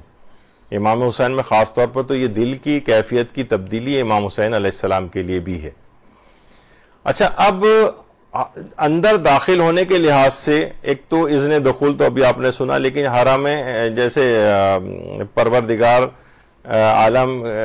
کے لحاظ سے اگر ہم دیکھیں مثلا مسجد الحرام میں اگر داخل ہو رہے ہوں تو یہاں پر مثلا یہ باب ملک ابن عبدالعزیز جو گیٹ ہے، جو سب سے بڑا گیٹ ہے یہاں سب سے زیادہ بڑی تعداد میں یہیں سے لوگ اندر داخل ہوتے ہیں. تو یہاں پر بسم اللہ و باللہ و فی سبیل اللہ و علی ملت رسول اللہ کہتے ہوئے اندر داخل ہوں. یعنی ایک لحاظ سے آپ اس کو ایک لحاظ سے اذن دخول ٹائپ کا اس کو آپ سمجھیں کہ یہ جملے کہتے ہوئے اندر داخل ہوں. اور یہ وہی الفاظ تھے جو بار بار حضرت امیر المومنین علیہ الصلوۃ والسلام اس کی تکرار کر رہے تھے. اللہم صلی علی محمد و علی محمد.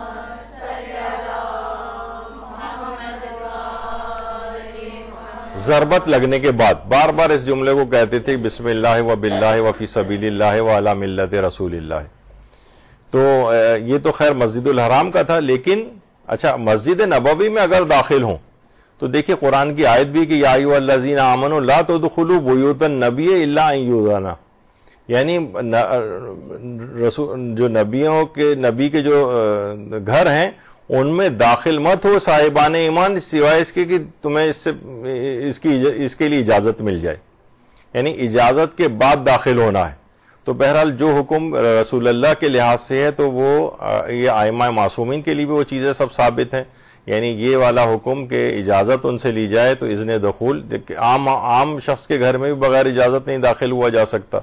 اور ہمارا ایمان بھی اس بات پہ ہوتا ہے کہ یہ اللہ کے حکم سے ایک تو شہید ہونے کے حوالے سے بھی زندہ ہیں اور بہرحال اللہ کے اس لحاظ سے ولی ہیں، یہ اتنی عظمت کے اوپر جو ہے وہ فائز ہیں، تو ان کے ہاں بغیر اس کے داخل نہ ہوا جائے. تو رسول اللہ کے وہاں پر بھی یہی والا مسئلہ ہے. اور صرف یہی نہیں بلکہ فرشتے تک اذن دخول لے کر پہلے اجازت لیتے تھے پھر اندر داخل ہوتے ہیں. یہ جو ہے باب جبریل ہے. باب جبریل اس کو اسی وجہ سے کہا جاتا ہے کہ یہاں پر جبریل آ کر یعنی نازل ہوتے تھے، اس باب یہاں پر آ کر کھڑے ہو جاتے تھے اور پہلے اجازت لیتے تھے پھر پیغمبر کے گھر میں داخل ہوتے تھے. جو پیغمبر کا گھر تھا وہیں حضرت زہرا کا بھی گھر تھا. آج بھی جو حجرہ ہے،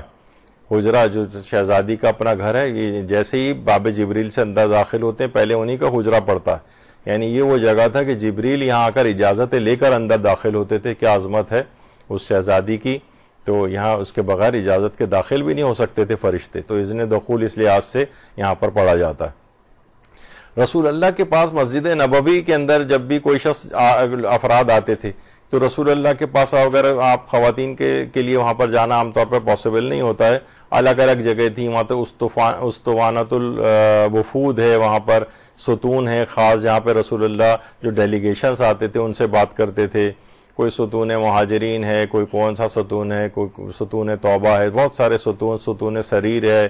ستون حرس ہے جہاں پر مولا پہرا دیا کرتے تھے. رسول اللہ آرام کرتے تھے تو مولا وہاں پہرا دیتے تھے.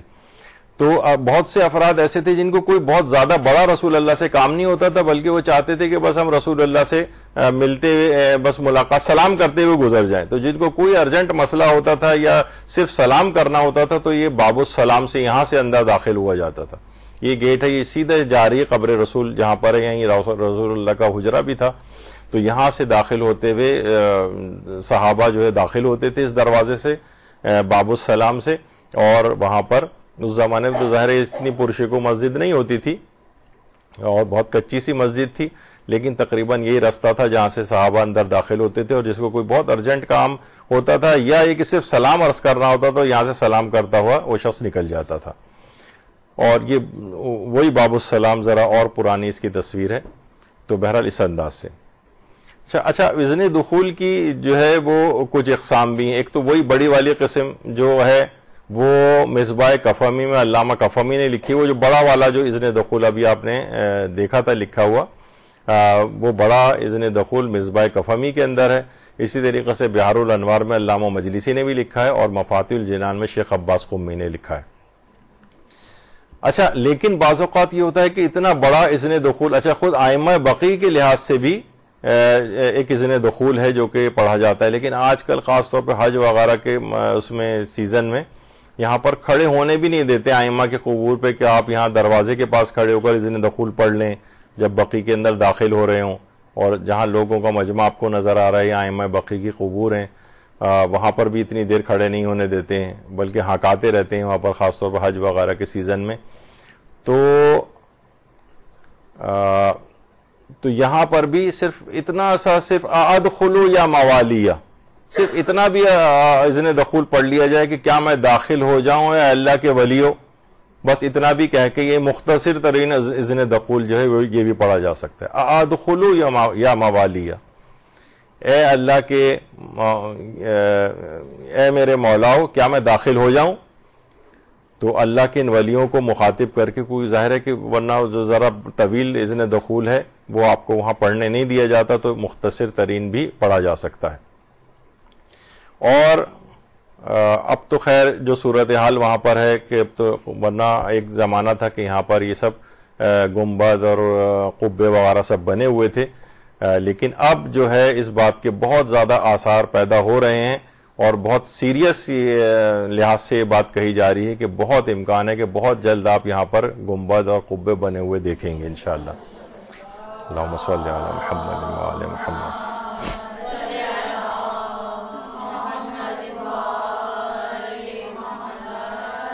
ہمارے استاد محترم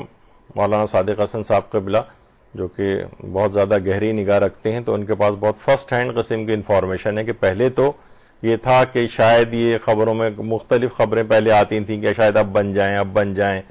ہاشمی رفسنجانی جس زمانے میں گئے تھے تب کہا گیا تھا کہ اس کے بننے کے امکانات ہو گئے، لیکن اس طرح کی آوازیں، لیکن اس دفعہ سیریس آوازیں، کیونکہ ان کے لیے مانیٹری بینیفٹ ہے پیسوں کے حوالے سے. جب وہ دیکھ رہے ہیں کہ کروڑوں افراد جب عراق زیارت کے لیے جا رہے ہیں، حکومت عراق کو بہت فائدہ ہو رہا ہے اس سے، تو کیوں نہ ہم بھی کمائی کرنا شروع کریں. اب ان کو ہر چیز صورت میں پیسے کھینچنے کے حوالے سے ایک کسی نے راہ ان کو سجائی ہے، ان کو خود ہی سمجھ میں آئی ہے، تو وہ یہاں پر اب روضوں کی تعمیر انشاءاللہ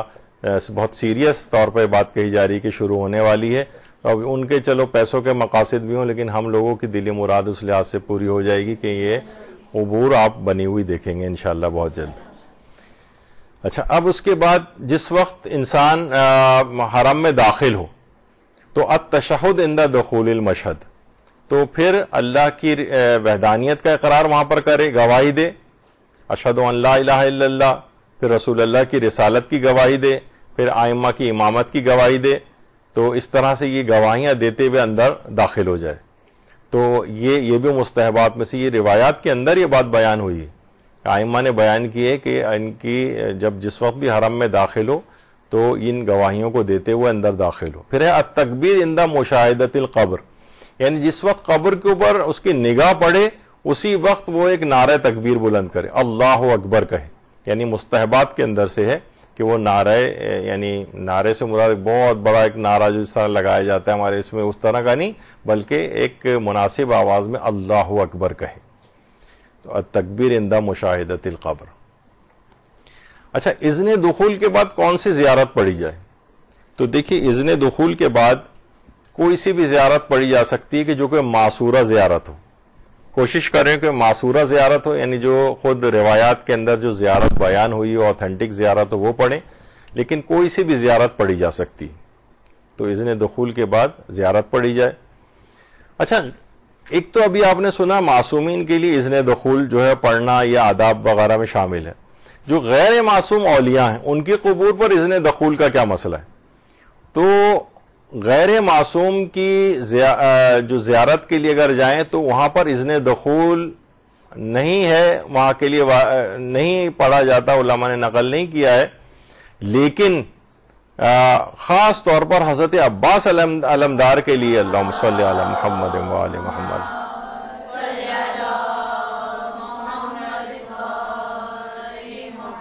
اذن دخول کی تاکید کی گئی، اور کسی غیر معصوم کے لیے اتنی تاکید نہیں جتنی حضرت عباس کے لیے تاکید آئی.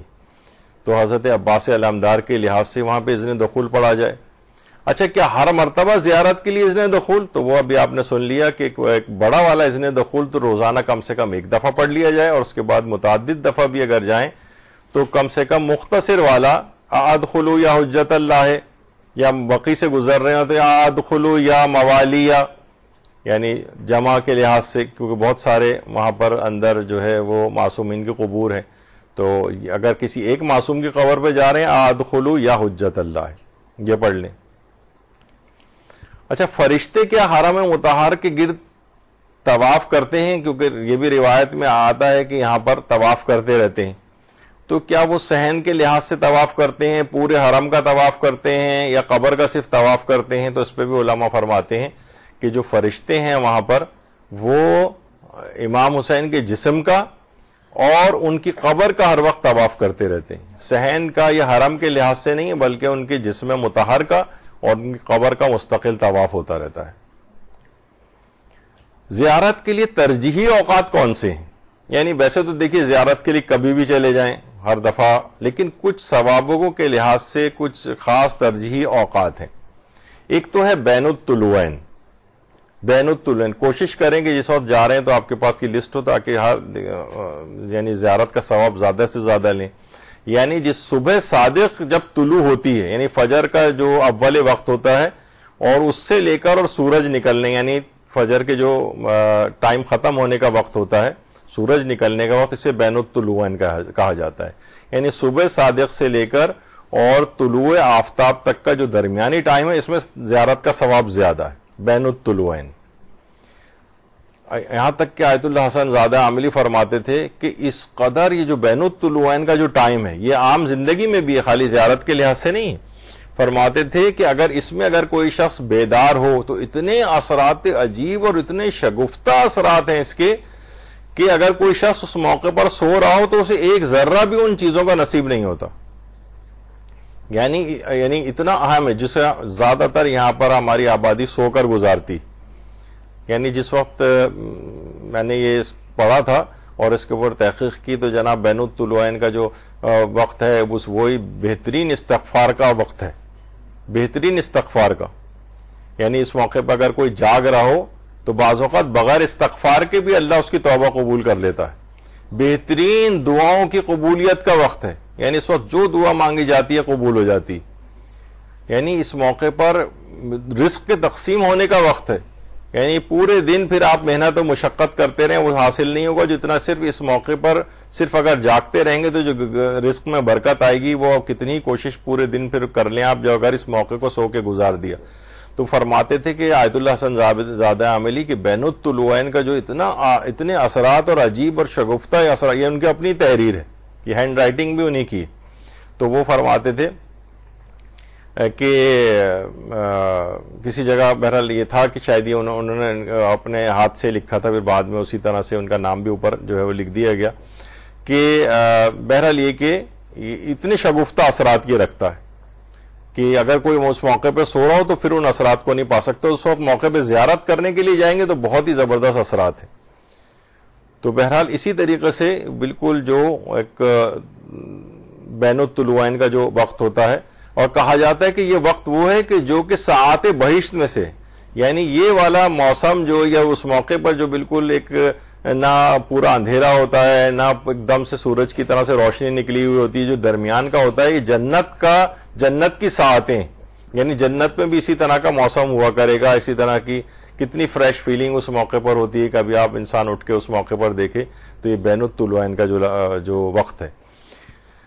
تو اور آیت اللہ بہجت بھی یہ فرماتے تھے کہ اگر کوئی بین الطلوعین کے وقت پر سونا بند کر دے تو فرماتے تھے کہ گرفتاری دنیا تو رفع میں شبد، یعنی اگر جو ہر وقت ہم دنیا کے چکروں میں گرفتار رہتے ہیں نا، اس چکروں سے ہم باہر نکل جائیں گے، روحانیت ہماری قوی ہونے لگے گی، ہم بلند ہو جائیں گے روحانیت کی طرف۔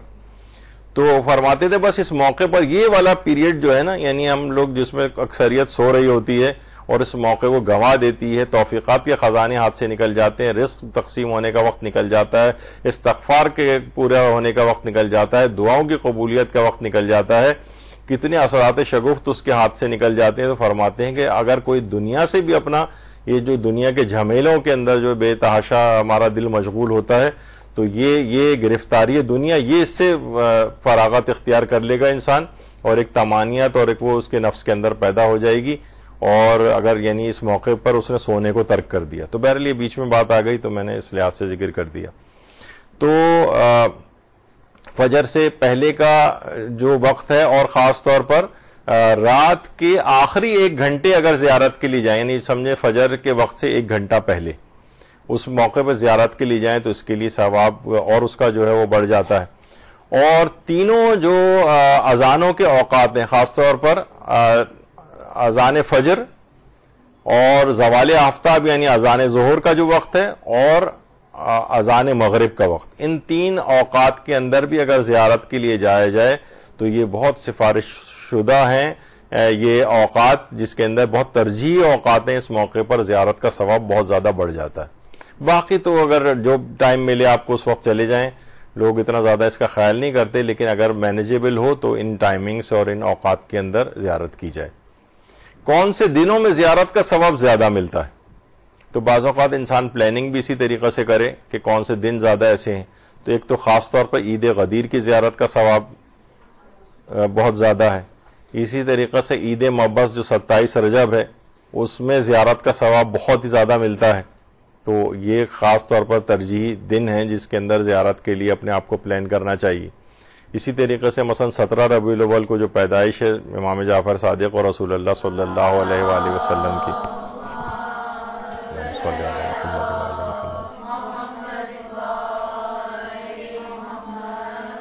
تو اس میں زیارت جو ہے وہ کرنے کا پلان کرنا چاہیے۔ اسی طرح روز عرفہ کس قدر زیارت کا ثواب ہے،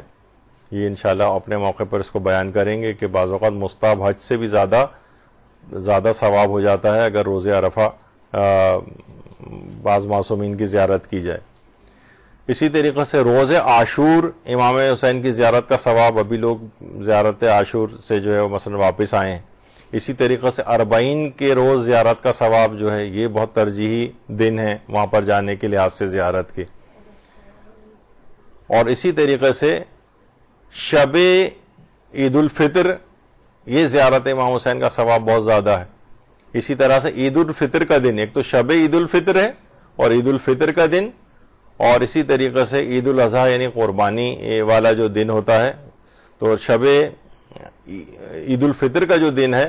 اس میں تو یہاں تک کہ عید کے دن زیارت امام حسین کرنے کا ثواب ایسے ہی جیسے اللہ کی زیارت کرنے کا ثواب۔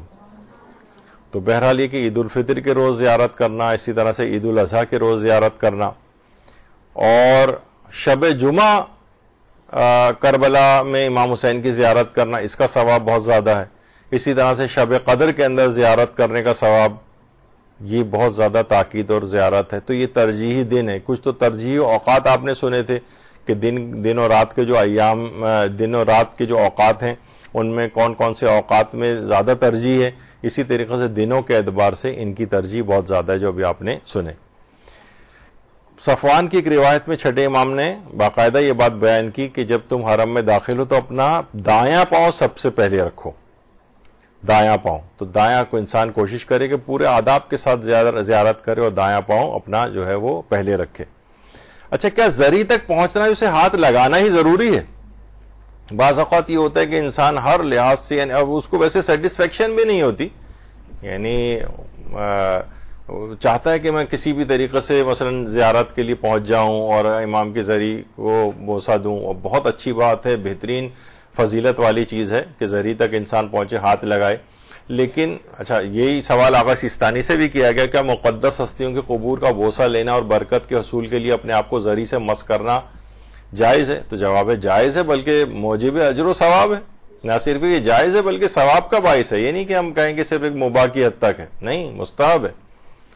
باعث اجر و ثواب ہے. پھر پوچھا گیا برکت کے حصول کے لیے ممبر حسینی کا بوسہ لینے کے لیے اپنے آپ کو ممبر سے مس کرنے کا کیا حکم ہے؟ اس طرح سید الشہداء کے غم میں نکلے ہوئے جلوس کے علم مبارک کا بوسہ لینا, امام بارگاہ کی دیواروں کو چومنا کیسا ہے؟ تو فرمایا ایسے کرنے میں کوئی حرج نہیں, بلکہ ہر وہ چیز جس کی نسبت سید الشہداء اور دیگر ائمہ معصومین کی طرف ہو ان سے متبرک ہونے میں کوئی اشکال نہیں.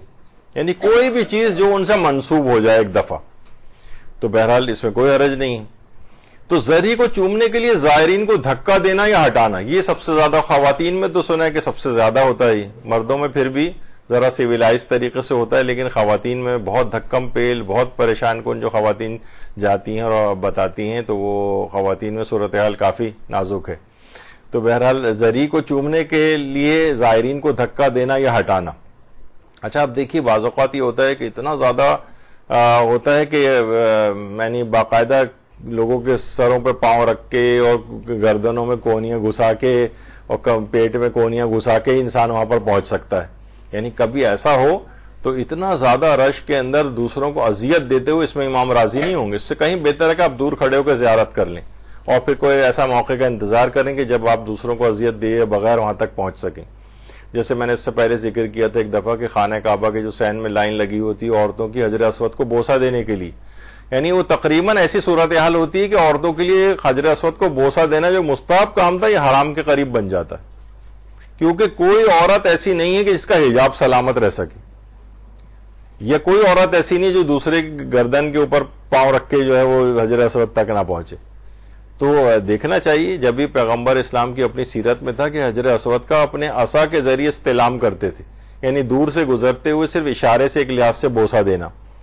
تو وہ یعنی ضرور یعنی کبھی کبھار ایسا ہوتا ہے کہ بہت دھکم پیل ہوتی ہے اور انسان بغیر اذیت دیے بغیر دوسروں تک پہنچ نہیں سکتا. تو بہرحال زری میں کوشش کرنی چاہیے کہ اگر وہاں جائیں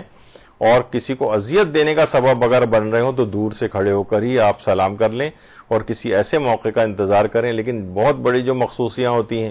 اربعین پہ گئے ہیں, عاشوروں پہ گئے ہیں, تو تقریباً ایسے رش ہوتا ہے اور مجمع جو ہے نا پانی کی طرح سے, جس طرح پانی میں لہریں اٹھ رہی ہوتی ہیں ایسے لہروں کی طرح سے چل رہا ہوتا ہے, اور بہت مشکل ہے کہ وہ ہر زری تک اس انداز سے بغیر کسی کو اذیت دیے بغیر انسان پہنچ سکے. تو اس موقع پر یہ والی چیز کی احتیاط کرنی چاہیے. بعض اوقات زائرین کو دیکھا کہ قبر مطہر کے نزدیک بہت بلند آواز سے درود پڑھتے ہیں, اللہم صلی علی محمد و علی محمد.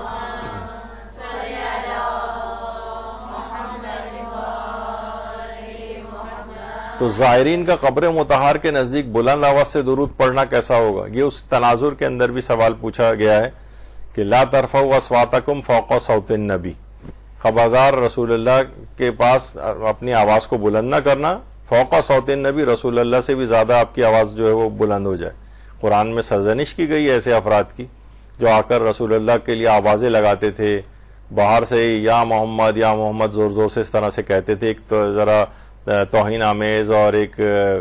جس طرح عام انسان ایک دوسرے کو پکارتا ہے. جیسے اب بھی عرب وغیرہ معاشرے کے اندر سعودی عرب میں عام ہے کہ مثلا کسی کو آواز دینی ہے, ہمیں اس کا نام نہیں پتا تو یا محمد کہہ کے آواز لگاتے ہیں تو لوگ مڑ کے دیکھتے ہیں. تو بہرحال یہ بھی اس لحاظ سے اتنا پسندیدہ ان کے کلچر کے اندر رائج ہے, لیکن اتنا پسندیدہ نہیں ہے کہ اس انداز سے رسول اللہ کا نام لیا جائے. کوئی اور نام, کوئی اور طریقہ کار اس کا, جیسے ہمارے کہتے ہیں وہ بھائی صاحب جیسے ہم کہتے ہیں, تو وہاں پر جو ہے رسول اللہ کا نام لیا جا رہا ہوتا ہے اس انداز سے.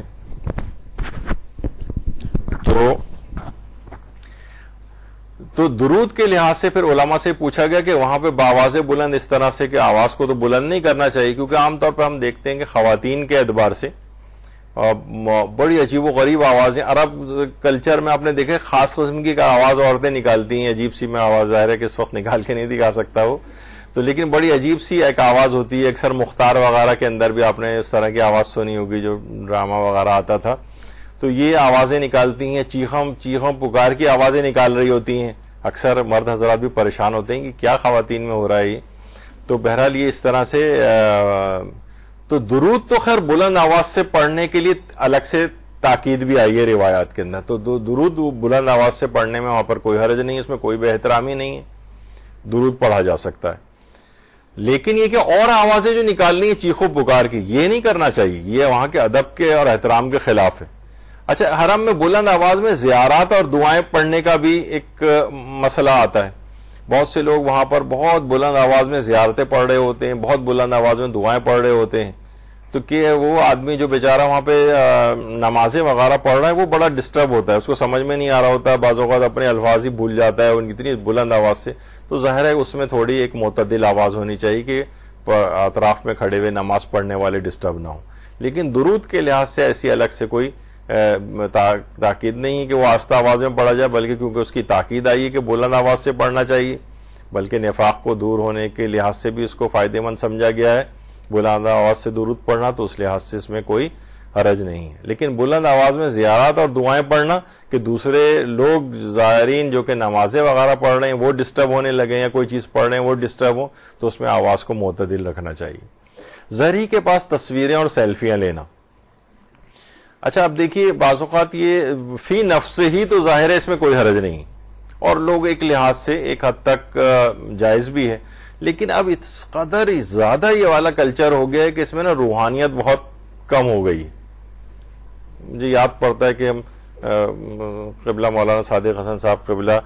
جو ہیں وہ عرفات میں وہ کہتے ہیں کہ اس موقع پر اللہ کے مکمل انسان اللہ کی طرف متوجہ ہو جائے، وہ کیمرے بھی بند کروا دیتے ہیں، لوگوں سے بھی کہہ دیتے ہیں بھائی خدا کے لیے، کیونکہ لوگ بجائے اس کے کہ وہاں پر دعائیں وغیرہ میں اپنا ٹائم لگائیں، وہ نہ سیلفیاں لے رہے ہیں یا مثلا موویاں بنا رہے ہیں خالی، اس میں انسان اسی میں ہی متوجہ ہو کے اس کا خیال ڈائیورژن پوری ہو جاتی، اللہ کی طرف سے اس کا توجہ ہٹ جاتی۔ تو زری کے پاس ٹھیک ہے ایک آدھ حد تک جو ہے وہ لے لے، لیکن ہر وقت اس میں مشغول رہے، یا تو اور حالت احرام میں سیلفیاں لینا مثلا، اس میں تو ویسے ہی ایک ہوتا ہے کہ جناب اس میں ایک زینت کی ایک لحاظ سے ایک نیت آ جاتی ہے خواتین کے میں کیسی لگ رہی ہوں، ذرا پوز اچھا آ جائے مثلا، تو انسان کے لیے ویسے ہی حالت احرام میں ایک آئینے وغیرہ کا تو اپنی جگہ پہ ہے ہی مسئلہ، تو اگر اس کی طرف متوجہ ہوتے ہیں کیمرے کی طرف تو اپنا عکس بھی آئینے کی طرح سے نظر آ رہا ہوتا ہے، اور زینت والا پہلو بھی اگر آ جائے تو پھر حرام بھی ہو جاتا ہے۔ تو بہرحال تو زرہی کے پاس تصویریں اور سیلفی وغیرہ ایک آدھ حد تک تو انسان چلے لے لے، لیکن اس کے علاوہ یہ کہ وہ پھر ایسا نہ ہو کہ اس کا پورا خیال دوسری طرف چلا جائے، تجملات اور یہ اس کے اوپر چلا جائے، وہ تو مناسب نہیں ہے اتنا۔ اچھا ایک سوال پوچھا جاتا ہے اکثر کہ ہم دیکھتے ہیں کہ ائمہ معصومین کی جو جس میں اثر ہے، کیا وہ بالکل جو اوپر ایک صندوق سا بنا ہوا ہوتا ہے قبر مطہر کے اوپر، کیا اس کے اندر ان کا جسم ہے یا اس سے نیچے؟ تو زیادہ تر تو بہرحال بلکہ وہ صندوق تو خیر اسی طرح سے ایک اوپر ایک علامتی قبر کے طور پر ایک بنا ہوا ہوتا ہے، اصل جسم اطہر تو ان کا بہت نیچے ہوتا ہے، بلکہ کئی میٹرز جو ہے وہ نیچے ہوتا ہے۔ لیکن یہ کہ جو ایک لحاظ سے جو عام قبر کی حد تک سطح کے حد تک کہا جاتا ہے، جیسے معصومہ قوم کا جو قبر ہے وہ وہی ایک نارمل جس طرح سے قبر ہوتی ہے اس کی حد تک ہے، لیکن باقی ائمہ کے خاص طور پر امام حسین علیہ السلام کا جسم اطہر تو سمجھیں نیچے تقریباً 2 فلور اور ہیں، اس کے بعد یعنی جو تاریخ وغیرہ کے اندر ملتا ہے تو ایک تہہ خانہ ہے، پھر دوسرا تہہ خانہ ہے، پھر وہاں کہیں جا کر ان کا جسم اطہر موجود ہے۔ تو اوپر جو ایک صندوق سا جو ایک بنا ہوتا ہے، اس کے اندر قبر نہیں ہوتی ہے بلکہ اس کے بہت نیچے ہوتی ہے۔ خانہ کعبہ کا بھی جو اگر آپ اس لحاظ سے دیکھیں گے جو صحن ہے اس کے نیچے کہا جاتا ہے 70 انبیاء کی یا اس سے زائد انبیاء کی قبور ہیں، تو ایسا نہیں کہ بس ہم جہاں چل رہے ہوں بس وہیں پر ہے، بلکہ کئی سو فٹ نیچے ہیں وہ قبور جو ہیں۔ اب یہ اتنا اوپر تقریباً جو ہے ہو چکا ہے، تو وہ قبریں کافی نیچے ہیں اس سے۔ اور اس لحاظ سے اگر ہم دیکھیں جو ہجر اسماعیل ہے تو اسی میں ہی حضرت اسماعیل اور حضرت اسماعیل علیہ السلام بھی یہیں ہجر اسماعیل کے نیچے دفن ہیں، اور حضرت اسماعیل کی جو زوجہ ہیں وہ بھی اسی کے نیچے ہیں، حضرت اسماعیل کی بیٹیاں بھی انہی کے نیچے ہیں، اور بعض کہتے ہیں کہ حضرت اسماعیل کی کچھ بہنیں وغیرہ تھیں وہ بھی اس کے نیچے جو ہیں وہ دفن ہیں۔ تو بہرحال یہ اس طرح سے ہجر اسماعیل، تو وہ بھی ایسا نہیں کہ بس جس نیچے، بہت سے لوگ یہ سمجھتے ہیں شاید اس دیوار کے جو ابھرا ہوا یہ جو گول دیوار کا حصہ نظر آ رہا ہے اس کے اندر ہی کہیں دفن، نہیں، وہ کافی نیچے ہیں۔ لیکن جو صندوق بنا ہوتا ہے وہ ایک علامتی طور پر ہوتا ہے، اور وہ وہ ایسا نہیں کہ بس جسٹ اس کے نیچے قبر ہو، بلکہ کئی میٹر نیچے اس کے قبر ہوتی. پھر ایک مسئلہ ہے کہ وہاں پر بہت پیش آتا ہے کہ ائمہ کے روضہ ہے مبارک میں جو واٹر کولر ہوتے ہیں ان پہ لکھا ہوا ہوتا ہے کہ اس واٹر کولر کا پانی فقط پینے کے لیے، اور خاص طور پر زیارت اربعین، زیارت شعبانیہ جیسی بڑی زیارت میں وضو خانے تک جانے میں کافی تکلیف بھی ہوتی ہے، یا زیادہ بھیڑ کی وجہ سے کپڑوں یا بدن کے نجس ہونے کا بھی خدشہ ہوتا ہے، تو کیا مذکورہ صورت میں ان واٹر کولر سے وضو کر سکتے ہیں؟ تو آغا سیستانی نے جواب دیا جو صورتحال سوال میں فرض کی گئی ہے اس کے مطابق اس پانی سے وضو کرنا یا کپڑے وغیرہ دھونا یہ جائز نہیں. یعنی وہاں یہ والا اس پانی کو جن کے اوپر پانی پینے کے لیے لکھا ہوا ہے، جیسے خانہ کعبہ کے اندر بھی جو واٹر کولر وغیرہ زمزم کے رکھے ہیں اس پہ لکھا ہوتا ہے الماء الشرب فقط، الماء للشرب فقط لکھا ہوتا ہے کہ یہ صرف پینے کے لیے، صرف پینے کا پانی. تو اس سے وضو کرنا جائز نہیں. سوچتے ہیں کہاں جائیں گے، 3 چلوں میں آرام سے یہاں بیٹھ کے ہو جائے گا، تو اس پانی سے وضو بھی کرنا ٹھیک نہیں ہے. اچھا اب آ جائیے نماز زیارت. نماز زیارت کا پڑھنا مستحب ہے واجب ہے؟ تو جواب ہے کہ نماز زیارت کا پڑھنا یہ مستحب ہے. اور دور سے نماز زیارت اگر زیارت معصومین پڑھی جائے تو اس کے بعد نماز زیارت پڑھنے کا جو فقہی حکم ہے، معصومین کی کسی کی دور سے زیارت کی جائے تو اس صورت میں بھی کیا نماز زیارت پڑھنی مستحب ہے؟ تو آغا سیستانی کا فتویٰ اس سلسلے میں ہے کہ رجاء مطلوبیت کی نیت سے ہوگی، پھر مستحب کی نیت نہ کی جائے. یعنی دور سے اگر ہم زیارت پڑھ رہے ہیں معصومین کی تو نماز زیارت رجاء مطلوبیت کی نیت سے جو ہے وہ پڑھی جائے. کیا زیارت پڑھنے سے پہلے نماز زیارت پڑھ سکتے ہیں؟ دیکھیے جب ہم وہاں جا رہے ہیں اور نماز زیارت پہلے ہم زیارت پڑھتے ہیں پھر نماز زیارت پڑھتے ہیں، کیا نماز زیارت پڑھنے سے پہلے نماز زیارت پڑھ سکتے ہیں؟ تو جواب ہے پڑھ تو سکتے ہیں، لیکن بہتر وہی ہے کہ جو طریقہ کار بتایا گیا اسی طرح سے عمل کریں. اور یہاں تک اس کا ثواب ہے کہ چھٹے امام سے یہ بات دریافت کی گئی کہ جو شخص امام حسین کے پاس نماز پڑھے تو اسے کتنا اجر و ثواب ملے گا؟ تو آپ نے فرمایا جس نے ان کے پاس 2 رکعت نماز ادا کی وہ اللہ سے جس چیز کا بھی سوال کرے گا وہ اسے عطا ہو جائے گی. یعنی نماز زیارت پڑھنے کا ثواب یہ کہ اس کے بعد جو بھی چیز وہ اللہ سے مانگے گا اسے ضرور عطا ہو جائے گی. تو نماز زیارت کو بھی معمولی چیز نہیں سمجھنا چاہیے، اور امام حسین کی قبر کے پاس اگر کوئی شخص آئے تو نماز زیارت وہاں پر لازمی پڑھے. کیا نماز زیارت کے درمیان میں بھی پڑھ سکتے ہیں؟ مثلا نماز زیارت پڑھتے ہوئے جا رہے ہیں، بیچ میں ہم نے کہا کہ نماز زیارت پڑھ لیں. پڑھ تو سکتے ہیں، لیکن علماء یہی فرماتے ہیں کہ بہتر یہ ہے کہ نماز کو زیارت پڑھنے کے بعد پڑھا جائے. اچھا زیارت کے وقت واجب نماز کا وقت اگر آ جائے تو کیا نماز زیارت کو مقدم کر سکتے ہیں؟ مثلا نماز واجب کا وقت بھی آ گیا تو ہم نے سوچا کہ ہم پہلے نماز زیارت پڑھ لیں، تو علماء فرماتے ہیں کہ اس صورت میں پہلے نماز واجب کو پڑھ لیا جائے اور نماز زیارت کو پھر بعد میں پڑھا جائے. یہ ایک اس میں حکم آتا ہے. اور یہاں تک چھٹے امام نے فرمایا کہ ہر رکعت کے عوض جو تم نے ظاہر یعنی قبر امام حسین کے پاس پڑھی ہے جو نماز 1000 حج، 1000 عمرے، 1000 غلام آزاد کرنے کے برابر ہوگی، اور گویا تم نے 1000 مرتبہ اللہ کی راہ میں جہاد کے لیے نبی مرسل کے ساتھ کھڑے ہوئے ہو. ہر رکعت کے عوض یعنی 2 رکعت اگر نماز زیارت پڑھ رہے ہو تو سوچو کہ 2000 حج، 2000 عمرے، 2000 غلام آزاد کرنا، 2000 مرتبہ اللہ کی راہ میں جہاد کے لیے رسول اللہ کے ساتھ کھڑے ہونے کے برابر. تو کربلا میں نماز ادا کرنے کی جو فضیلت ہے اسی طریقے سے نماز زیارت کی جو فضیلت ہے وہ کس قدر زیادہ ہے.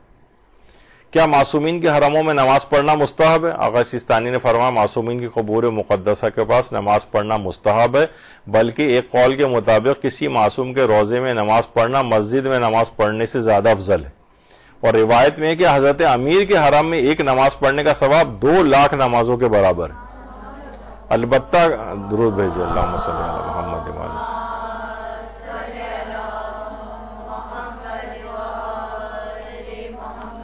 اور اگر ایک مسجد میں باجماعت نماز پڑھی جائے تو وہ اس سے زیادہ افضل ہے.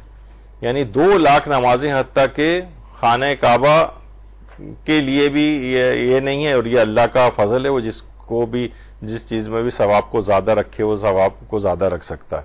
تو حرم معصومین میں نماز پڑھنے کا کس قدر ثواب ہے. تو یہاں پر ہم لوگ فی الحال اس کو یہاں پر روک دیتے ہیں کیونکہ آپ کا وقت بھی ہو گیا ہے، اور انشاءاللہ جو تیسری ہماری نشست ہوگی اس میں باقی ماندہ فقہی مسئلے اور آداب اس میں ہم ذکر کریں گے. تو یہاں پر گفتگو روکتے ہیں. وصلی اللہ علی محمد و آلہ الطیبین الطاہرین.